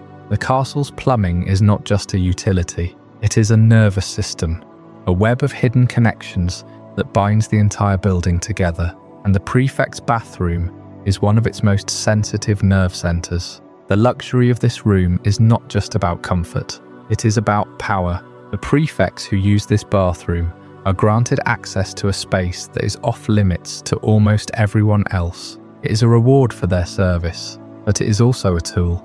In this room, they can speak freely, plan secretly, and forge bonds that will last long after they leave Hogwarts. The password, the Pear, the giggling portrait, it all seems whimsical on the surface, but underneath, it is a carefully guarded secret, a door that opens only for those who have proven themselves worthy of the castle's trust. And yet the room is not entirely secure. The mermaids in the mural, for all their beauty, are not loyal to any one student. They are loyal to the castle. They have seen prefects come and go, and they have heard every secret that has ever been spoken in this room. They do not judge, but they do remember. And if the castle ever needs to know what was said, the mermaids will tell. The water itself is a repository of memory, a liquid archive that holds the echoes of every conversation, every confession, every whispered plan. So the next time you think about the secrets of Hogwarts, remember the Prefects' Bathroom. It is a place of indulgence, yes, but it is also a place of hidden power. The enchanted water, the watchful mermaids, the secret plumbing network, all of it serves a purpose that goes far beyond a relaxing soak. It is a reminder that in this castle, nothing is ever just what it seems. Every luxury comes with a price, and every secret is heard by someone or something that never forgets. And speaking of secrets that are heard by something that never forgets, we must now descend to a place that is far less glamorous but equally vital to the castle's hidden life. A place where the walls are warm, the air smells of baking bread, and the entrance is guarded by a portrait of a pear. But this time, the pear does not giggle, it sighs. And the room beyond is not a bathroom, but a kitchen. A kitchen staffed by hundreds of small, devoted creatures who have been working in the shadows for centuries, preparing feasts that no one ever thanks them for. That is Chapter 14, The Kitchens and the Pear Portrait. And I promise you, the secrets you will find there are as surprising as anything we have uncovered tonight. The Prefects' Bathroom, for all its opulence, was a secret reserved for a select few. But the next hidden space we descend into was built for everyone else. It is a secret that serves rather than indulges, and its entrance is concealed behind something so ordinary, so domestic, that most students walk past it every single day without a second thought. You have to go to the ground floor. Near the entrance to the Great Hall, there is a corridor lined with paintings, and among them hangs a still life, a large ornate silver bowl piled high with fruit. A pear in particular seems almost to be offered to the viewer, ripe and perfectly rendered. It looks like 1,000 other magical paintings you might find in the castle. But if you know the trick, if you reach out and tickle that pear, something remarkable happens. The pear lets out a soft giggle, and then it transforms. The fruit in the bowl ripples and shifts, and the entire painting becomes a doorway, a green silk portal that swings open to reveal a passageway. This is the entrance to the Hogwarts kitchens, and it is a secret that has been kept for over 1,000 years. You step through the painting, and the world changes. The quiet, echoing stone of the castle corridors is replaced by a warm, humid bustle. The air is thick with the smell of baking bread, roasting meats, and simmering sauces. The sound is a constant, comforting symphony of clattering pots, sizzling pans, and the cheerful chatter of 100 voices. You are standing at the top of a wide stone staircase, and below you stretches a cavernous chamber. It is enormous. It is a perfect mirror of the Great Hall above. The same dimensions, the same layout, but where the Great Hall is lit by floating candles and a charmed ceiling, the kitchens are lit by roaring fires in a dozen massive hearths. Where the Great Hall has 4 long house tables, the kitchens have 4 long scrubbed wooden work tables. And where the Great Hall is filled with students, this room is filled with house elves. Hundreds of them. They are the true workforce of Hogwarts, and this is their domain. They scurry between the fires and the tables, their large eyes bright and focused. Some are stirring cauldrons of soup that bubble over enchanted flames. Others are lifting entire roasted pigs onto silver platters with a flick of their fingers. A few are peeling mountains of potatoes with a speed that is almost impossible to follow. They move with a purpose that is both frantic and joyful, a constant, organised chaos that produces the 4 feasts that appear on the tables above, 3 times a day. The magic here is not the grand, theoretical magic of the classrooms. It is practical, elemental, and deeply rooted in the castle's oldest traditions. The fires never go out. The water in the deep stone sinks is always hot. The larders are always full, stocked by a charm that seems to know exactly what will be needed before the request is even made.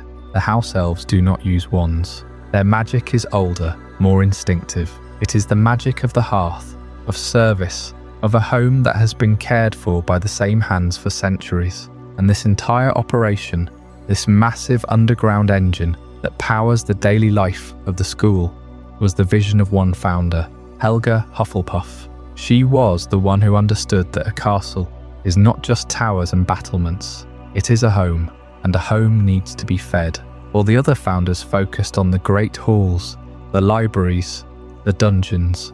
Hufflepuff focused on the heart. She created the kitchens not just as a place to cook, but as a sanctuary. She insisted that the house elves, who would serve the school, be treated with respect and dignity, that they have a space that was truly their own. She wove the enchantments that would allow the food to travel directly from the fires below to the tables above, a seamless invisible service that has never faltered. The house elves remember this. They remember Helga Hufflepuff. They speak of her with a reverence that is almost sacred. To them, she is not just a founder. She is the one who gave them a home within a home, and they have repaid that kindness with a loyalty that has lasted a millennium. They have seen headmasters come and go. They have witnessed wars and peace. They have kept the secrets of countless students who have stumbled down their stairs, hungry and lost, and they have never ever told a soul. The kitchens are a secret that is kept by the very nature of the castle's life. It is not a hidden treasure or a forbidden chamber. It is the beating heart of Hogwarts, a place of warmth and sustenance that exists only to serve.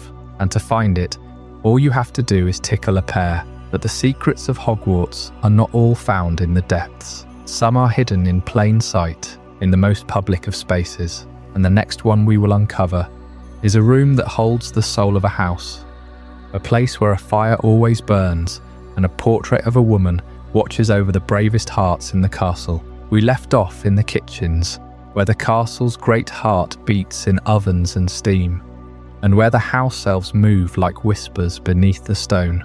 But if you follow the scent of fresh bread and roasted meat upward, past the dungeons and through the winding corridors of the ground floor, you will eventually find yourself climbing a staircase that feels different from all the others. It is not the grand marble staircase that shifts and changes, nor the narrow spiral that leads to the Divination Tower. This one is wider, older, and the tapestries that line its walls tell stories of lions and courage, of battles fought not for glory, but for the right to stand firm. This is the path to Gryffindor Tower, and it begins with a painting that is far more than a painting. The fat lady's portrait hangs on the 7th floor, but she is not merely a gatekeeper.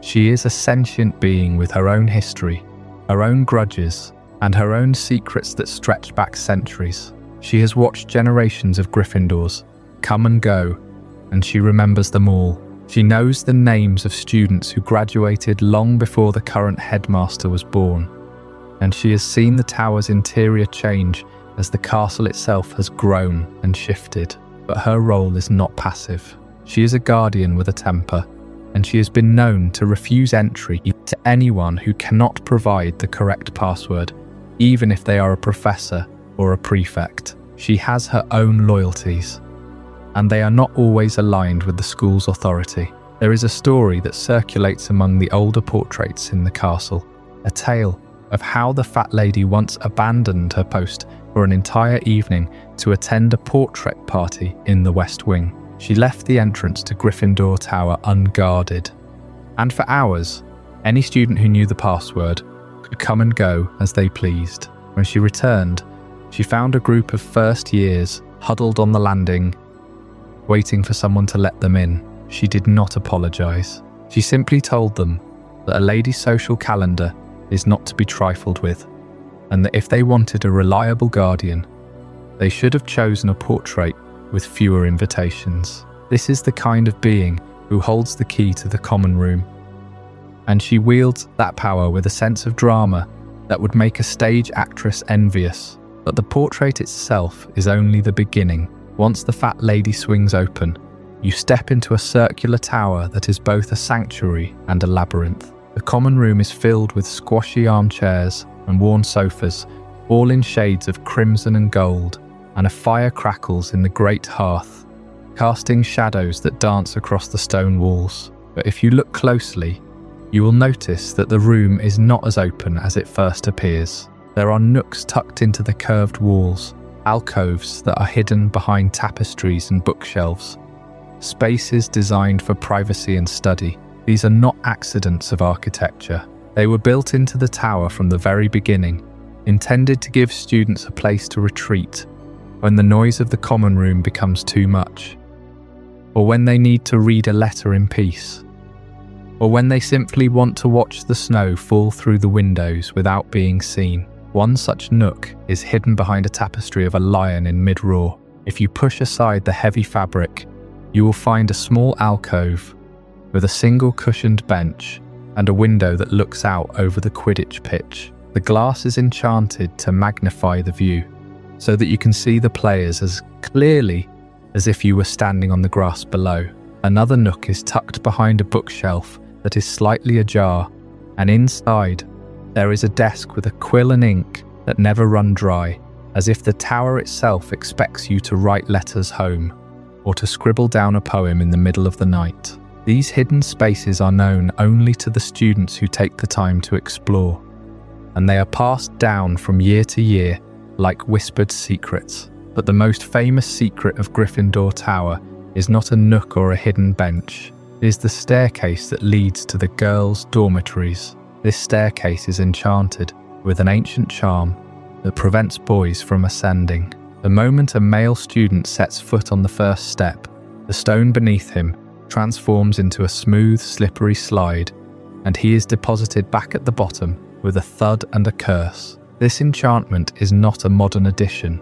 It dates back to the founding of the tower itself, and it was placed there by Godric Gryffindor, who believed that the privacy of the female students was worth a little magical inconvenience. The charm is so old and so deeply woven into the stone that even the most powerful wizards cannot bypass it. It is a reminder that the castle's secrets are not always about hidden rooms or forgotten corridors. Sometimes they are about the boundaries that magic creates, boundaries that have stood for 1,000 years and will stand for 1,000 more. And yet the staircase has its own lore. There are whispers among the older students that the enchantment can be fooled if you know the right trick. Some say that if a boy is carrying a female student on his back, the charm does not recognize him as a separate entity, and he can climb the stairs without being thrown off.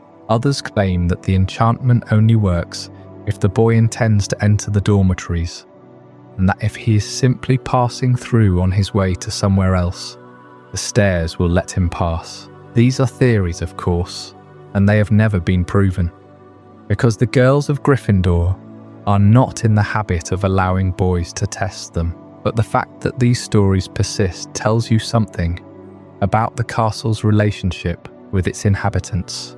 Hogwarts does not simply contain secrets, it invites them. It creates the conditions for speculation and legend, and it rewards those who are curious enough to ask questions. The common room itself is a living archive of Gryffindor history. The walls are lined with portraits of past heads of house, and they watch the students with a mixture of pride and judgment. There is a portrait of a woman named Professor McGonagall's predecessor, a stern-faced witch who is said to have once a student for leaving his socks on the floor. There is another portrait of a young wizard who died in the First Wizarding War, and his eyes are always fixed on the fire, as if he is still searching for something he lost. These portraits do not speak often, but when they do, their voices are low and resonant, and they carry the weight of decades. They are part of the tower's memory, and they remind the students that they are not the first to sit in these armchairs,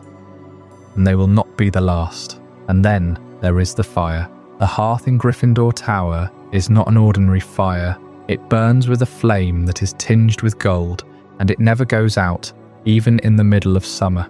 The logs that feed it are enchanted, and they replenish themselves each night, so that the common room is always warm, always welcoming, always alive. The fire is the heart of the tower, and it draws students to it like moths. They sit in a semicircle around it, their faces lit by the glow, and they talk about their days, their fears, their hopes. The fire listens and it does not judge. But as you sit in that warmth, surrounded by the crimson and gold, you might begin to wonder about the other towers, the other common rooms, the other secrets that the castle holds. You might think about the eagle that guards the entrance to Ravenclaw Tower, and the riddle it asks before it allows anyone to pass. That riddle is not a simple test of knowledge. It is a puzzle that changes with each visitor, and it is designed to probe the deepest corners of the mind. What kind of question would the eagle ask you, and would you be able to answer it before the night grew cold and the fire burned low?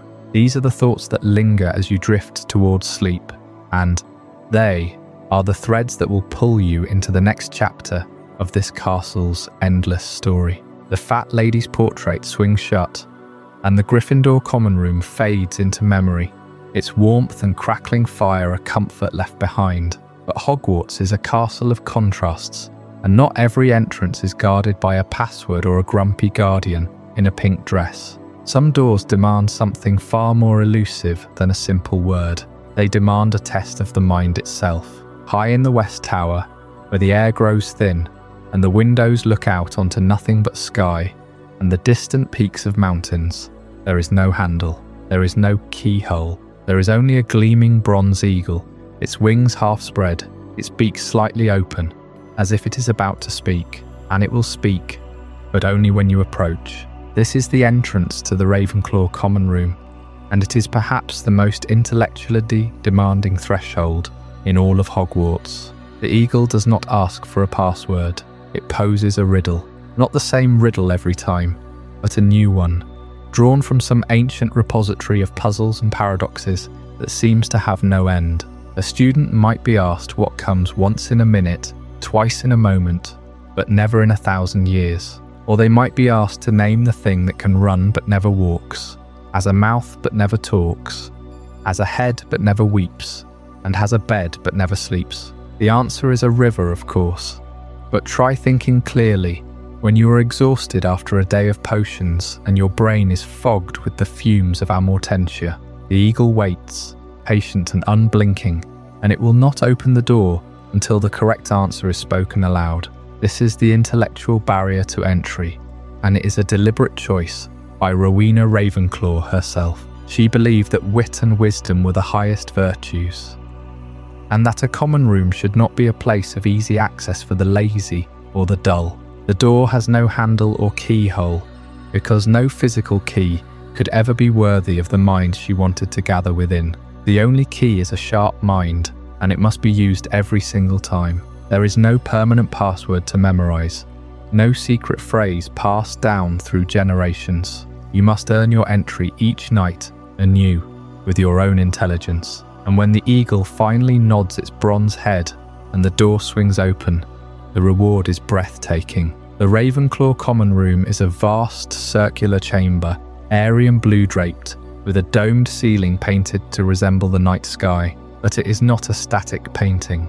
The ceiling is enchanted to mirror the actual heavens outside, complete with twinkling stars and drifting clouds, and the positions of the constellations shift in real time as the night progresses. Students often lie on the soft blue carpets, staring upward, mapping the stars with their fingers as they discuss their latest discoveries in arithmancy or ancient runes. The walls are lined with tall, arched windows that let in the pale moonlight, and between them stand bookshelves filled with volumes that would make even the Hogwarts library jealous. There are armchairs in deep blues and bronzes, and tables carved from pale wood, and everywhere you look, there are subtle nods to the house's values. The statue of Rowena Ravenclaw herself stands in a niche near the far wall, carved from white marble, a face serene and wise, her hands holding a single object that has become the stuff of legend. A circlet, a diadem, made of gold and set with sapphires, rests upon her brow, but this is only a replica. The true diadem of Ravenclaw has been lost for centuries, and its story is woven into the very stones of the tower. The lost diadem was said to enhance the wisdom of whoever wore it, but it was also the source of a great sorrow. Rowena's own daughter, Helena, stole the diadem and fled into the forests of Albania, hoping to become wiser than her mother. She never returned, and the diadem vanished from history, only to resurface centuries later in the darkest of circumstances. But that is a tale for another time. What matters now is that the hidden corners of the Ravenclaw Tower still whisper of the diadem's power. There are rumours of a secret room behind the statue, a chamber where Rowena once kept her most private thoughts, and where the diadem might have been hidden before Helena took it.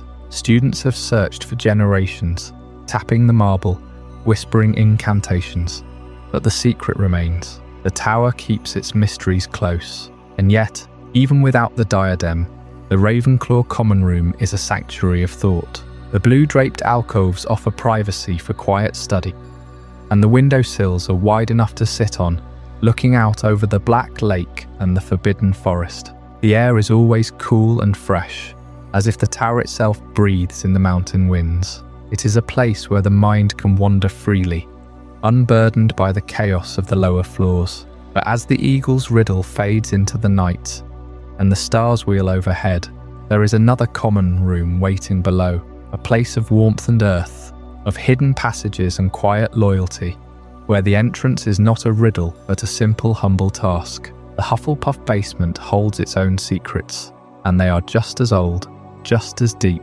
and just as worth discovering. The Ravenclaw Common Room demanded a riddle, a test of wit, before you could even cross the threshold. But the entrance to Hufflepuff's domain asks for something entirely different. Not cleverness, not speed, not ambition. It asks for rhythm, a simple, steady beat. And that small detail tells you everything you need to know about the house that Helga Hufflepuff built. To find the Hufflepuff Common Room, you must first descend into the basement of Hogwarts, past the kitchens, past the smell of yeast and boiling stock that seeps through the stone. The corridor narrows, the torches burn lower, and the air grows warmer and heavier. You are not heading toward a grand tower or a vaulted hall. You are heading toward a burrow, and that is exactly what it feels like when you finally arrive. There is no grand statue, no armoured guardian, no enchanted knocker.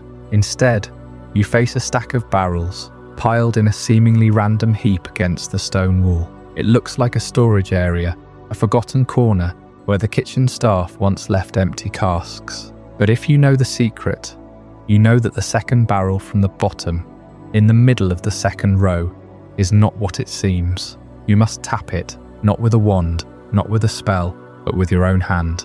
And you must tap it in a very specific rhythm. It is a rhythm that has been passed down through generations of Hufflepuffs, a code as old as the house itself. The exact sequence is a closely guarded secret, but it is said to mimic the beat of a loyal heart, or perhaps the steady drum of a badger's claw against the earth. One wrong tap and the barrel does not open. Instead, it douses you from head to toe in vinegar.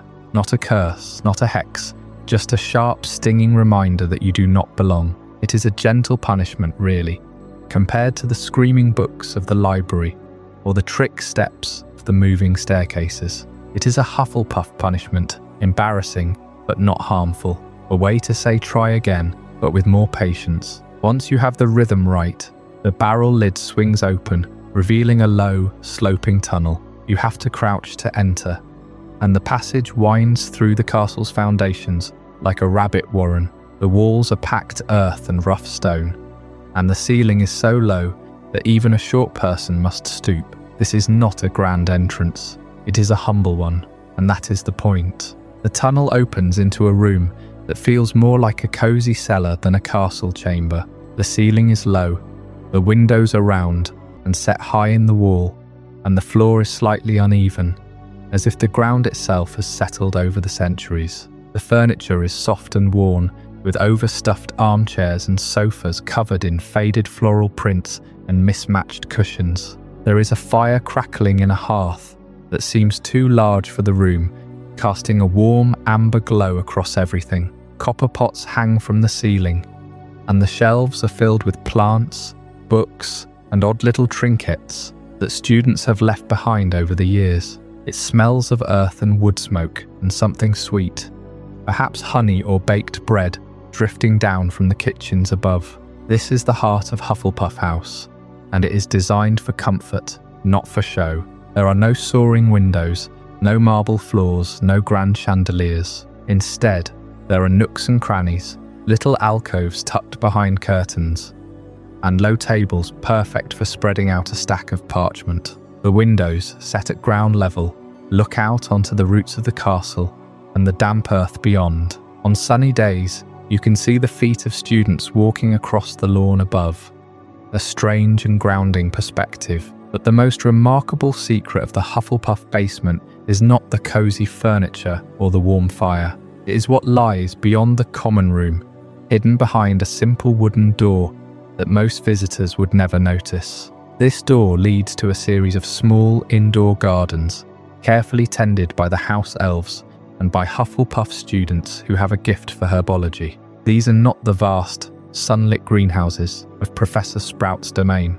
These are intimate, underground chambers, lit by enchanted lanterns that mimic the warmth of the sun. Here, rare magical plants are cultivated in secret, away from prying eyes and the harsh weather of the Scottish Highlands. Some of these plants are dangerous, others are simply delicate, requiring a steady hand and a patient heart to thrive. There is a patch of fanged geraniums that have been bred to be unusually docile, their teeth worn smooth from generations of gentle handling. There is a small bed of venomous tentacula kept behind a thick pane of glass, its tendrils swaying lazily in the still air. And in the deepest corner, where the light is dimmest and the soil is darkest, there is a single ancient plant that no one has been able to identify.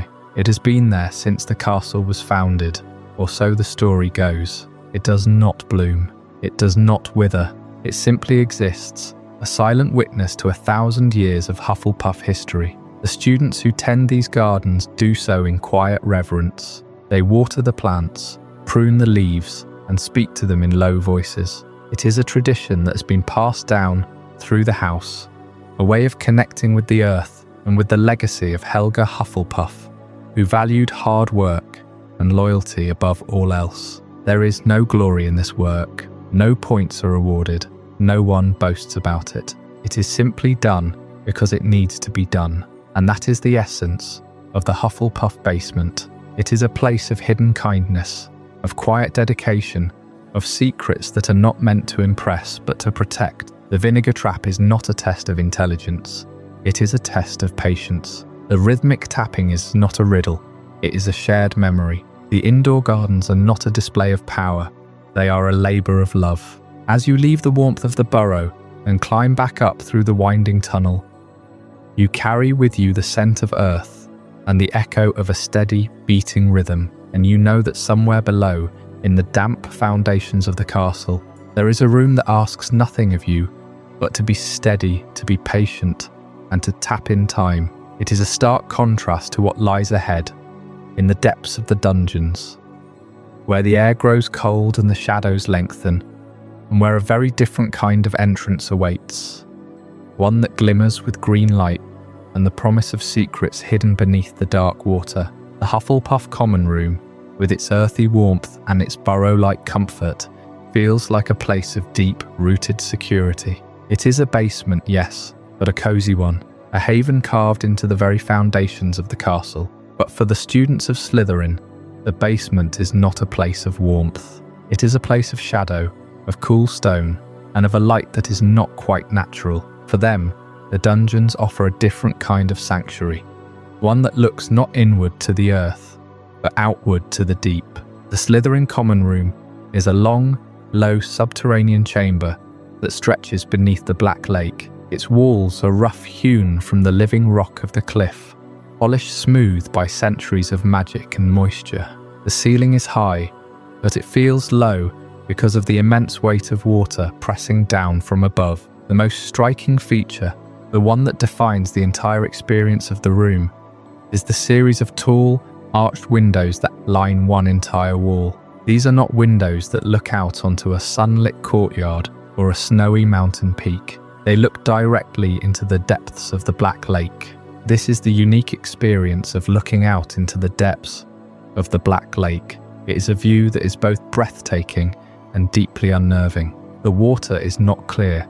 It is a dark, murky green, stained by the peat of the surrounding highlands and the strange flora that grows in its depths. The light that filters down from the surface, 100 feet above, is transformed. It becomes a perpetual twilight green, casting the entire common room in a soft, aquatic glow. The light shifts and dances, not with the wind, but with the slow, powerful currents of the lake itself. On a stormy day, the light is a deep, angry jade, and the shadows in the corners of the room seem to writhe. On a calm night, when the moon is full, the light is a pale, silvery emerald, and the room is filled with a quiet, ethereal peace. And it is through these windows that you see the true inhabitants of the lake. The giant squid, a creature of myth and legend, is a frequent visitor. You will see its colossal tentacles drift past the glass, pale and translucent, each one thicker than a tree trunk. They move with a slow, deliberate grace, searching for something in the murk. Sometimes you will see the creature's entire body, a vast, shadowy shape that blots out the light for a moment, a leviathan passing by in the deep. Then there are the Grindylows. These are smaller, more malicious creatures, with long, spindly fingers and sharp, pointed teeth. They press their faces against the glass, their eyes wide and unblinking, their webbed hands leaving slimy trails on the surface. They seem to be studying the students inside, a silent, hostile audience from the deep. The green-tinged light reveals giant squid and Grindylows passing by, and it also reveals the eerie, beautiful dance of the kelp, which sways and tangles in the current, and the occasional flash of a merman's tail, a shimmer of silver and green in the distance. This constant view of the lake's depths is not just a decorative feature.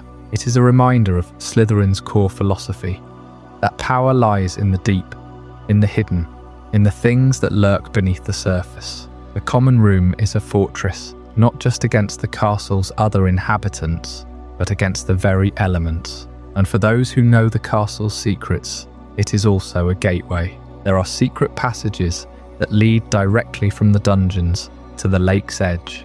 These are not the cheerful, stone-lined corridors that lead to the kitchens. These are rough, natural tunnels, carved by water over millennia, and then enchanted to remain dry and passable. One such passage begins behind a seemingly solid stone wall in the Slytherin common room, a wall that only opens to a specific whispered Parseltongue command. It leads down a steep, winding staircase, past ancient, crumbling statues of sea serpents, and ends in a small, hidden cave on the lake's shore, a cave that is invisible from the surface. Another passage, known only to the oldest and most trusted prefects, is a trapdoor in the floor of the boys' dormitory, which opens onto a chute that deposits you directly into the shallows, 100 yards from the castle. These passages were not built for convenience. They were built for escape, for stealth, for the kind of secrets that Salazar Slytherin himself valued above all else. The Slytherin common room, then, is not just a place to sleep and study. It is a living observatory, a submarine fortress, and a secret harbour. It is a place where the line between the castle and the wild, untamed magic of the world outside is blurred. The students who live here are constantly reminded that Hogwarts is not a safe, isolated island. It is a place that is connected to the deep, dark, and ancient things that dwell in the waters around it. The green light, the silent shapes, the pressure of the water on the glass. It all serves to forge a certain kind of character. It is a character that is patient, watchful, and comfortable with the darkness. And just as the Slytherins find a strange comfort in the depths of the lake, the castle itself holds a different kind of sanctuary for those who are broken. A place where the healing arts are practiced with a quiet, clinical precision. A place where the secrets of mending flesh and spirit are kept behind doors that are always open, but never truly welcoming. That place, with its own unique lore and its own hidden history, is the hospital wing. From the green-tinged depths of the Slytherin common room, where the shadows of giant squid drift across the lake bed, we now ascend through the castle's core, past the shifting staircases and the whispered echoes of centuries, until we arrive at a place where pain meets mercy, the hospital wing. It is not merely a room of beds and bandages. It is a sanctuary built on a foundation of ancient enchantments, a repository of healing lore that has mended broken bones, soothed cursed wounds, and, on rare occasions, even cheated death itself. To understand the hospital wing is to understand how deeply magic is woven into the very stones of Hogwarts, not just for defense or convenience, but for the preservation of life. The first thing you notice when you step through the heavy oak doors is the light. It is not the harsh, clinical glare of a Muggle hospital. Instead, it is a soft, perpetual glow that seems to emanate from the ceiling itself, a gentle luminescence that never dims, never flickers, and never casts harsh shadows. This is no ordinary candlelight or enchanted chandelier. The light here is a specialized charm, one of the oldest in the castle, designed to soothe the mind and calm the nerves of the injured. It is said that the original enchantment was woven by a healer from the time of the founders, a woman whose name has been lost to history, but whose compassion lingers in every sunbeam that falls upon a patient's face. The light does more than comfort. It subtly accelerates the body's natural magical healing processes, lowering the heart rate and reducing the production of stress-related magical residues that can interfere with potions and spells. But the true heart of the hospital wing's healing lore lies in the specialized enchantments used to accelerate the mending of magical bones. This is not a simple task. Magical bones, unlike their non-magical counterparts, are infused with a wizard's innate power. They are stronger, more resilient, but also more volatile when broken. A fracture in a magical bone can send shockwaves through a person's entire magical core, causing unpredictable side effects. The standard treatment, Skelly Grow, is a notoriously painful potion that forces the bone to regrow from scratch, a process that takes hours and leaves the patient writhing in agony. But the hospital wing has a secret. Beneath the white sheets and the rows of beds, the very floor is etched with a network of runes, invisible to the naked eye, that channel a gentle, regenerative warmth. When a patient with a broken bone is placed on a bed, the runes activate, sending a low-frequency magical pulse through the mattress. This pulse does not regrow the bone directly. Instead, it softens the magical resistance of the bone fragments, making them more receptive to the Skelly Grow, or, in less severe cases, allowing a simple Episci spell to knit the pieces back together with far less pain. It is a subtle, almost invisible magic, but it has saved countless students from the full agony of bone regeneration. Beyond the beds, behind a door that is never locked, but also never visible to those who do not know it is there, lies the hidden storage for rare ingredients. This is not the main potion stores, which are kept in the dungeons under Snape's watchful eye. This is a private, temperature-controlled vault, accessible only to the matron and the headmaster. Here, in crystal vials and lead-lined boxes, are the most precious and dangerous healing substances in the castle. A single phial of phoenix tears, shimmering with a liquid gold that seems to glow from within, sits in a velvet-lined case. These tears, as rare as they are powerful, can heal almost any wound, but they are kept not for everyday scrapes, but for the direst emergencies, for curses that eat away at flesh, or poisonings that no antidote can touch. Beside them, in a chilled cabinet, are the ingredients for the most potent versions of Skelly Grow. Powdered dragon claw, essence of mandrake root, and the crystallized venom of a basilisk, harvested from a fang that was kept after the Chamber of Secrets was opened. Each ingredient is carefully catalogued, its potency measured, its origin recorded in a leather-bound ledger that dates back to the 18th century. The matrons who have guarded this storage have passed down the knowledge of which ingredients can be substituted, and which are so volatile that they require a full moon to be handled safely. The history of the matrons who have guarded the castle's health for centuries is a story of quiet heroism, of women who stood between the students of Hogwarts and the ever-present dangers of a magical education. The first matron was a witch named Elspeth Meadows, who served during the time of the founders themselves. She was known for her ability to brew a potion that could cure any fever, and for her fierce protection of the students, even against the founders themselves, when they argued over the school's direction. After her, the role passed through generations of healers, each leaving their mark on the wing. There was Matron Griselda, who in the 15th century installed the first enchanted windows that could show a patient a view of their home to ease homesickness. There was Matron Wilhelmina, who in the 1700s fought off a small outbreak of spattergroit by quarantining the entire wing and brewing a cure from a recipe she discovered in a hidden chamber beneath the floorboards. And then there was Matron Pomfrey, the most famous of them all, who served for decades in the late 20th century. She was known for her no-nonsense attitude, her ability to diagnose a curse by a single glance, and her unwavering dedication to every student who passed through her doors. She knew the history of every bed, the story behind every scar, and the secret of every hidden ingredient. She was the guardian of the wing's lore, and she ensured that the knowledge of the matrons before her was never lost. The hospital wing, then, is more than a place of healing.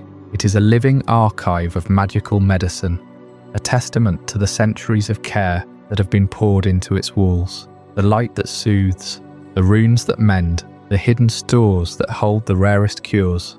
All of it is a legacy passed down from matron to matron, a silent promise that no student will suffer alone. And yet, even as the wing heals the body, it also holds the memory of every injury, every accident, every near tragedy that has occurred within the castle's walls. The beds have stories, the cabinets have secrets, and the air itself is thick with the echoes of whispered spells and the quiet sighs of relief. But the hospital wing is not the only place in Hogwarts that holds silent records of the past. Not far from here, down a corridor lined with suits of armour that seem to watch you as you pass, there is a room where the trophies of centuries are displayed.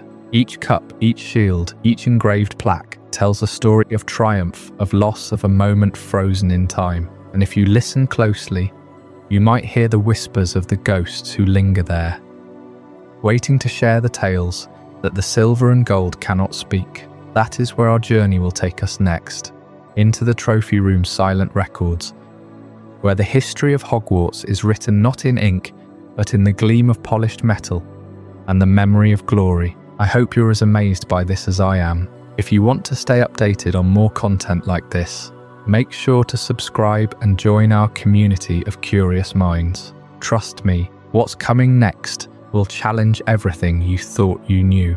The hospital wing's lore of healing bones and mending flesh fades as we move deeper into the castle's heart, where the echoes of triumph and disgrace linger in equal measure.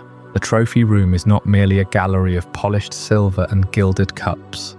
It is a chronicle of Hogwarts' soul, etched into every gleaming surface and hidden crevice. You might walk past its doors 100 times without realizing the weight of what it holds. Not just the glory of Quidditch victories or academic excellence, but the silent records of those who were cast out, their names scratched into parchment and sealed behind the display cases, like ghosts of ambition gone wrong. The history of student achievements here is written in the very air, preserved by enchantments that have kept the silver polished for centuries. These are not simple cleaning spells. They are layered charms woven into the metal itself, designed to repel tarnish and dust, as if time itself dared not touch them. The trophies glow with a soft, perpetual gleam, each one a testament to a moment when a student rose above the ordinary. You can almost hear the roar of the crowd from a Quidditch match played in 1887, or the hushed applause of a transfiguration contest from 1912. The enchantments do more than shine the surfaces. They hold the memory of the applause, the weight of the pride, the scent of the polished wood and the waxed floors from the day the cup was first lifted. It is a preservation not just of metal, but of emotion, locked into the very structure of the room. But there is a darker side to this archive. Hidden lists of expelled students are tucked behind the display cases, their names recorded on brittle parchment that smells of old dust and regret. These are not the names you will find in the school's official histories, the ones that boast of head boys and ministry officials. No, these are the forgotten ones.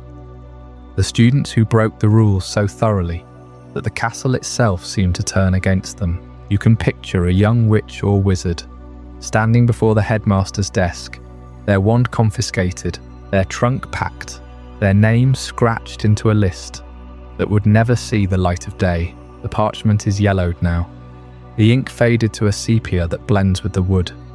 But the names remain, each one a story of a life interrupted. Some were expelled for dark magic, others for repeated trespass into forbidden corridors, and a few for crimes that the school never spoke of aloud. The lists are hidden, not because the school is ashamed, but because the records are a kind of warning, a reminder that even the brightest stars can fall. As you move deeper into the room, past the Quidditch trophies and the house cups, you notice a subtle shift in the stonework. The wall behind the largest display case, the one that holds the Triwizard Cup from the 1890s, seems to shimmer if you look at it from the corner of your eye. This is the secret door leading to the armor gallery, where the statues stand guard. It is not a door in the traditional sense. It is a seam in the enchantment, a place where the magic of the room thins just enough to allow passage.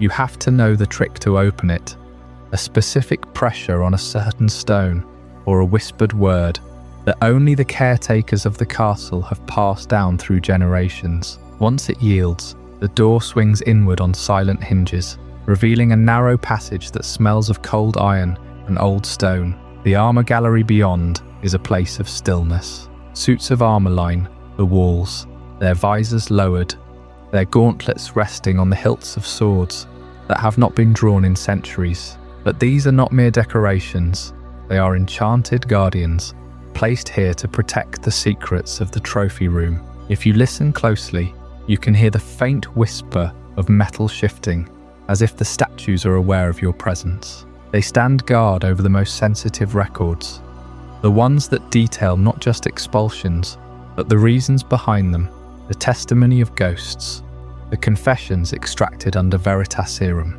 The armor gallery is a vault of shame and honor, where the statues ensure that only those with the right intent may pass. A single misstep, and the suits will come to life, their swords swinging with a precision that speaks of centuries of practice. The enchantments that keep the silver polished are not just for show.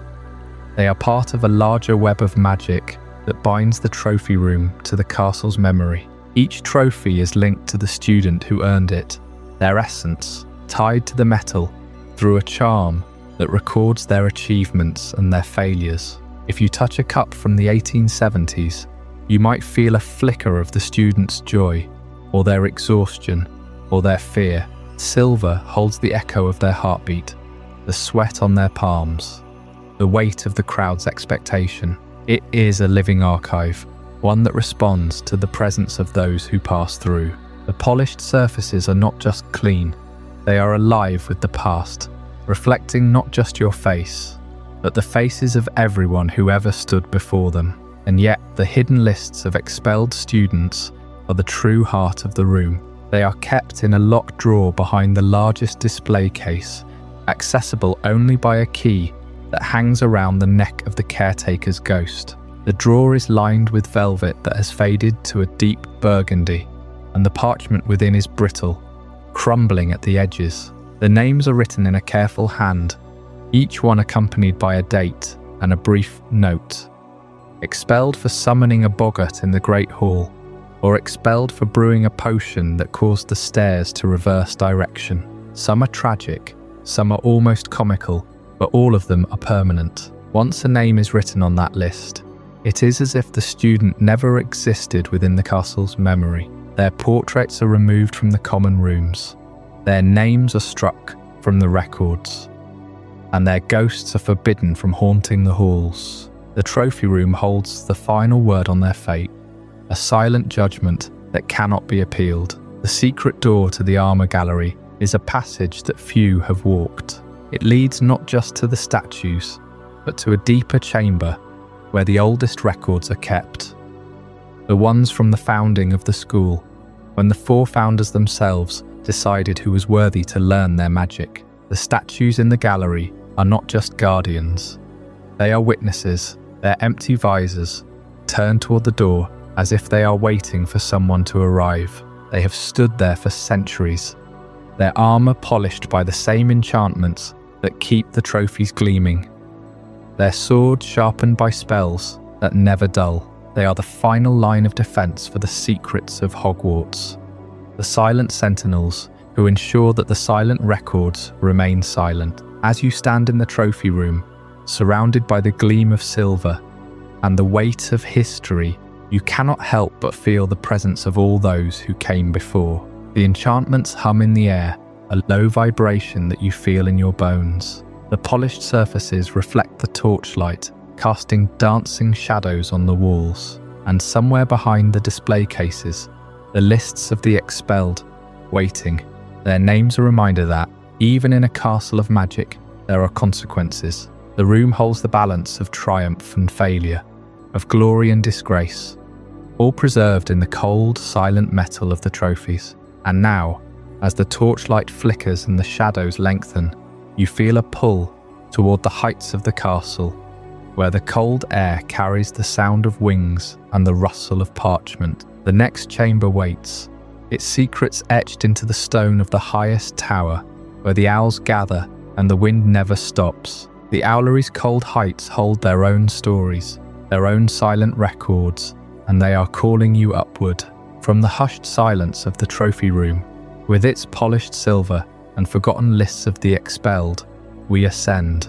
We leave behind the echoes of Quidditch cups and the weight of academic disgrace, climbing higher and higher into the castle's chillier bones. The stone steps become narrower, the torches more infrequent, and the air takes on a sharp, clean edge. We are leaving the inhabited warmth of the castle behind, climbing towards a place that is not meant for comfort, but for function. We are climbing to the Owlery. The Owlery is perhaps the most isolated of Hogwarts' major towers. It sits perched at the very top of the West Tower, a solitary stone cylinder that seems to have been an afterthought, a necessary utility tacked onto the castle's magnificent silhouette. It is not a place of cosy common rooms or grand halls. It is a place of raw, cold stone and open, howling wind. The architectural isolation of the Owl Tower is its defining feature. There is no grand staircase leading to it, no enchanted ceiling mimicking the sky.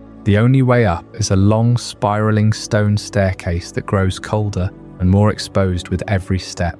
The walls here are rough-hewn, unplastered, and the windows become mere slits, then widen again as you near the top, letting in the grey, unforgiving light of the Scottish Highlands. The door at the top is heavy, warped by centuries of weather, and when you push it open, you are immediately met with the full force of the sky. The interior is a single vast circular room. It is not a room of comfort. The floor is littered with straw, droppings, and the occasional discarded feather of a tawny or a barn owl. The walls are not walls at all, but a series of open arches that lead out onto narrow ledges, offering a dizzying, panoramic view of the grounds, the forbidden forest, and the distant mountains. The wind whips through these arches constantly, a low, mournful hum that is the tower's permanent soundtrack. It is always cold here, a deep, penetrating cold that seeps into your robes no matter how many warming charms you cast.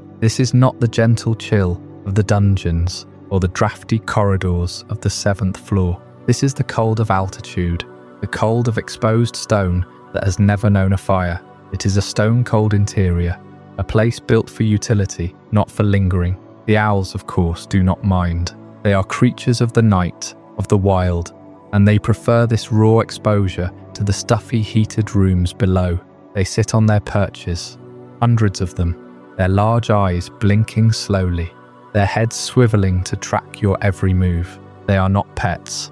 They are colleagues in a vast, silent network, and that network is the true secret of the Owlery. The castle's mail system functions as a semi-sentient logistics network, a living, breathing postal service that has been operating for over 1,000 years. It is not simply a matter of an owl being handed a letter and told to fly. The system is far more complex, far more magical, and far more intelligent than that. The owls themselves are not just messengers. They are the nodes of a living network. They remember routes, they remember recipients, and they seem to possess an almost supernatural ability to find a witch or wizard anywhere in the world. Even if that person has moved since the last time they received a letter, this is not a simple homing instinct. It is a form of magic woven into the very feathers of these creatures, a bond between the owl and the intended recipient that transcends geography. The castle's owls, however, are not all the same. Some are school owls, owned by Hogwarts itself, and they are the backbone of the system. They are used for general school correspondence, for sending letters to parents, for the daily profit deliveries. Then there are the personal owls, owned by students and staff, which are housed here but remain loyal to their individual owners. The Owlery must manage this complex hierarchy, ensuring that the right owl is available for the right task. But the magic goes deeper. The Owlery itself seems to know where every letter needs to go. It is said that if you simply hold a letter out in the tower, an owl will eventually land on your arm, as if summoned by the letter's own intent. The owls do not need to be told the address. They can read the name and the destination from the parchment itself, a form of sympathetic magic that links the ink to the person. The system is not infallible, of course. There are stories of letters being delivered to the wrong person, or of owls getting lost in storms. But these are rare exceptions. For the most part, the network operates with a smooth, silent efficiency that would be the envy of any Muggle postal service. The owls come and go through the open arches, a constant stream of wings and beaks, carrying news, love, sometimes terrible tidings. They return with replies, dropping them into a large wicker basket near the door, or sometimes, more mischievously, onto the head of a sleeping student. The Owlery is the castle's connection to the outside world, its lifeline to the families and friends who live beyond the grounds. It is a place of arrival and departure, of hope and dread, and if you look closely, if you brave the cold and the wind and the occasional sharp beak, you will see that the Owlery holds more than just owls and letters. The stone walls, the wooden rafters, the very beams that support the roof, are covered in a layer of history that is not recorded in any book. These are the hidden messages left by generations of students on the rafters. For centuries, students have come here not just to send mail, but to be alone to think, to carve their names and their thoughts into the very fabric of the tower. It is a tradition as old as the school itself. You can find initials carved deep into the stone, some so weathered they are barely legible, others sharp and fresh. There are dates from the 1800s, the 1700s, and even older, if you know where to look. There are messages of love, declarations of undying affection that have been frozen in stone for decades. There are jokes, crude drawings, and the occasional curse word scratched into the wood by a frustrated student. There are even maps, rough sketches of secret passages and hidden rooms, passed down from one generation to the next. This is not a curated museum. This is a living archive of teenage rebellion, of heartbreak, of friendship, and of the simple human need to leave a mark. The owls, of course, pay no attention. They have seen it all before. They have seen thousands of students come and go, each one leaving a small piece of themselves behind in the cold, stone silence of their home. But the Owlery secrets are not all carved in stone. Some are hidden in the very structure of the tower. There are rumours of a hidden ledge, a narrow crevice behind one of the larger perches, where a student once hid a cache of love letters. There are stories of a secret compartment in the floor, beneath the straw, where a map of the castle's hidden passages was once kept. And then there is the matter of the one-eyed witch. Her statue, which stands on a corridor far below, is not just a decoration, it is a door, and the passage it conceals leads to a place that is the very opposite of the Owlery's cold, open heights. It leads to a place of warmth, of secrecy, and of escape. But that is a story for another time, a story that begins not in the sky, but in the shadows of the ground floor, where a single painted eye winks in the torchlight. From the cold heights of the Owlery, where the stone walls hold the chill of centuries, and the owls arrive and depart with the castle's enormous mail system, we move downward, deep into the stone bones of Hogwarts. There is a secret that runs like a hidden vein beneath the school, a passage known to few but used by many over the ages. It begins not with a grand door or a trick stair, but with a statue that looks like any other, the statue of a one-eyed witch, hunched and forgotten, tucked away on a corridor that most students pass without a second glance. This statue is the keeper of one of the most famous secret routes in the castle, and its mechanism is both simple and deeply magical. The witch is carved from dark stone, her single eye staring blankly ahead, her back humped as though she carries a heavy burden. But that hump is not merely a sculptor's flourish, it is a trigger. To open the passage, you must stand before her, tap the hump with your wand, and speak the word Descendium. The word is not a common spell. It is an incantation old enough to feel like a whisper from a forgotten age. As the syllables leave your lips, the stone hump shudders, then swings open on hidden hinges, revealing a dark, narrow opening just large enough for a person to squeeze through. What follows is a journey that is anything but comfortable. The tunnel beneath the school grounds is not a wide, friendly corridor. It is a cramped, winding, almost suffocating snake of a passage, carved through earth and rock long before the castle's present towers rose. The walls press in on you from both sides, rough and damp, and the air is thick with the smell of cold soil and ancient cobwebs. There is no natural light, only the faint glow from your wand, which seems smaller and more fragile in this tight space. The floor is uneven, sloping and twisting, so you must crouch and shuffle, your back scraping against the stone ceiling.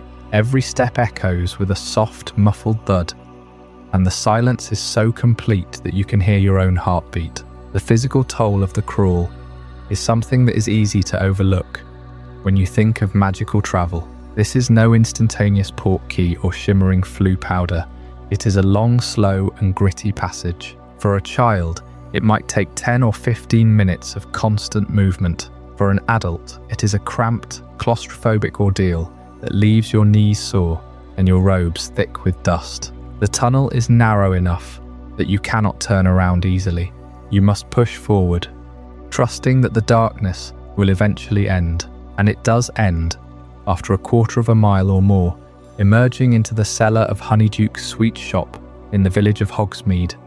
hidden behind a false crate that slides aside at a touch. But why was this passage created in the first place? It was not built so that students could sneak out for sweets, though that is how it has been used for generations. The true purpose of the One-Eyed Witch passage was far more serious. It was constructed during a time when the castle faced siege, when enemy forces surrounded the grounds, trying to starve or storm the school. In those dark centuries, the founders and their successors knew that a castle as large as Hogwarts needed escape routes, hidden arteries through which supplies could be brought in, or people could be slipped out. The passage to Honeydukes was one such lifeline. It allowed defenders to reach the village, obtain food and medicine, or send messengers for reinforcements, all while the attackers watched the main gates. Who used it during those sieges? Most likely the castle's guardians,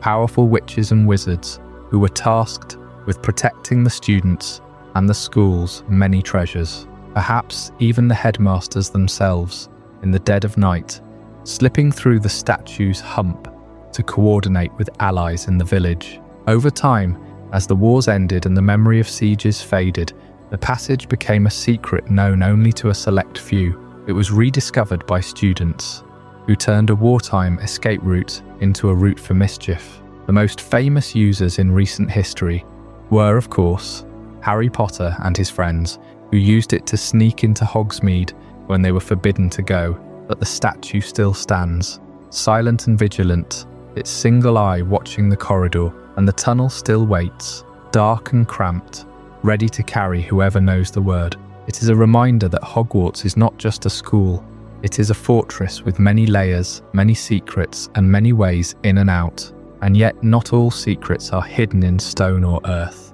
Some are hidden in the living, growing things that guard the grounds. The passage we just crawled through is safe, as long as you know the command. But there is another passage, one that is guarded by something far more dangerous than a statue's hump. It is a route that leads to the Whomping Willow's shadow, and the story of that tree and what it protects is a tale of sacrifice and a monster that was almost tamed. The crawl from the One-Eyed Witch passage empties you out into the cellar of Honeydukes, a warm, sugar-scented space that feels almost impossibly distant from the cold stone of Hogwarts. But that tunnel, useful as it was for generations of students sneaking sweets, is only one of several hidden routes that connect the castle to the wider world. And the most dangerous of them all begins not with a whispered password or a tapped stone, but with the thrashing violent branches of a tree planted on the grounds in 1971. The Whomping Willow was never meant to be a simple decorative feature of the Hogwarts landscape.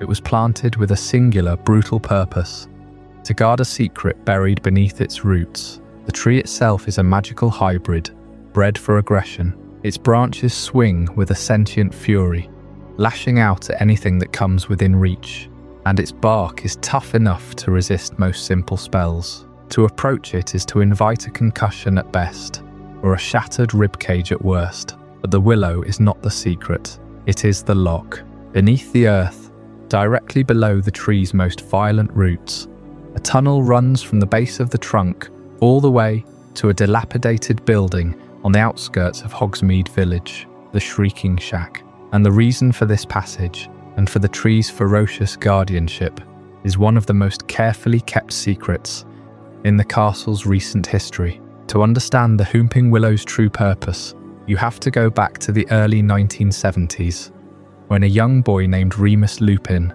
arrived at Hogwarts. Remus had been bitten by a werewolf as a child, and his condition was a closely guarded secret. The staff, led by Headmaster Albus Dumbledore, knew that the full moon would transform him into a dangerous creature, one that could harm the other students. But Dumbledore refused to expel him. Instead, a plan was devised. The Whomping Willow was planted over the entrance to a tunnel that led to the Shrieking Shack, and the Shrieking Shack itself was transformed into a containment cell. Each month, as the full moon rose, Remus would be smuggled out of the castle, through the tunnel and into the shack. There, he would transform in isolation, his howls and screams echoing through the empty rooms, convincing the villagers of Hogsmeade that the building was haunted by something truly terrible, and that reputation stuck. For decades, the Shrieking Shack was known as the most haunted building in Britain. Locals told stories of violent spirits, of furniture flying through windows, of unearthly shrieks that pierced the night air. But it was never a ghost. It was a boy, alone, fighting a transformation he never asked for, while the Whomping Willow stood guard above, ensuring no one could follow him down that tunnel and discover the truth. The tree itself, then, is a biological lock in the truest sense. It does not require a key or a password. It requires a specific action to be pacified. In the books, the only way to safely pass the willow is to press a knot on its trunk, which freezes its branches in place. This knot is the equivalent of a magical deadbolt, and its location was known only to a handful of people. The staff who helped construct the passage, and later to Remus's friends, who discovered his secret and became Animagi to keep him company during his transformations. The tunnel itself is a long, dark, earthen passage, roughly the width of a single person. It runs for several hundred feet, sloping downward, and then rising again toward the foundations of the Shrieking Shack. The air inside is cold and damp, thick with the smell of soil and roots. There are no torches, no enchanted lights. It is a passage meant to be traversed in darkness, in silence, and in fear. And the Shrieking Shack, at the other end, is no less forbidding. The building is a 3-story structure, its windows boarded up, its roof sagging, its walls stained with decades of neglect. Inside, the furniture is splintered and overturned. The wallpaper peels in long strips, and the floorboards creak under the lightest step.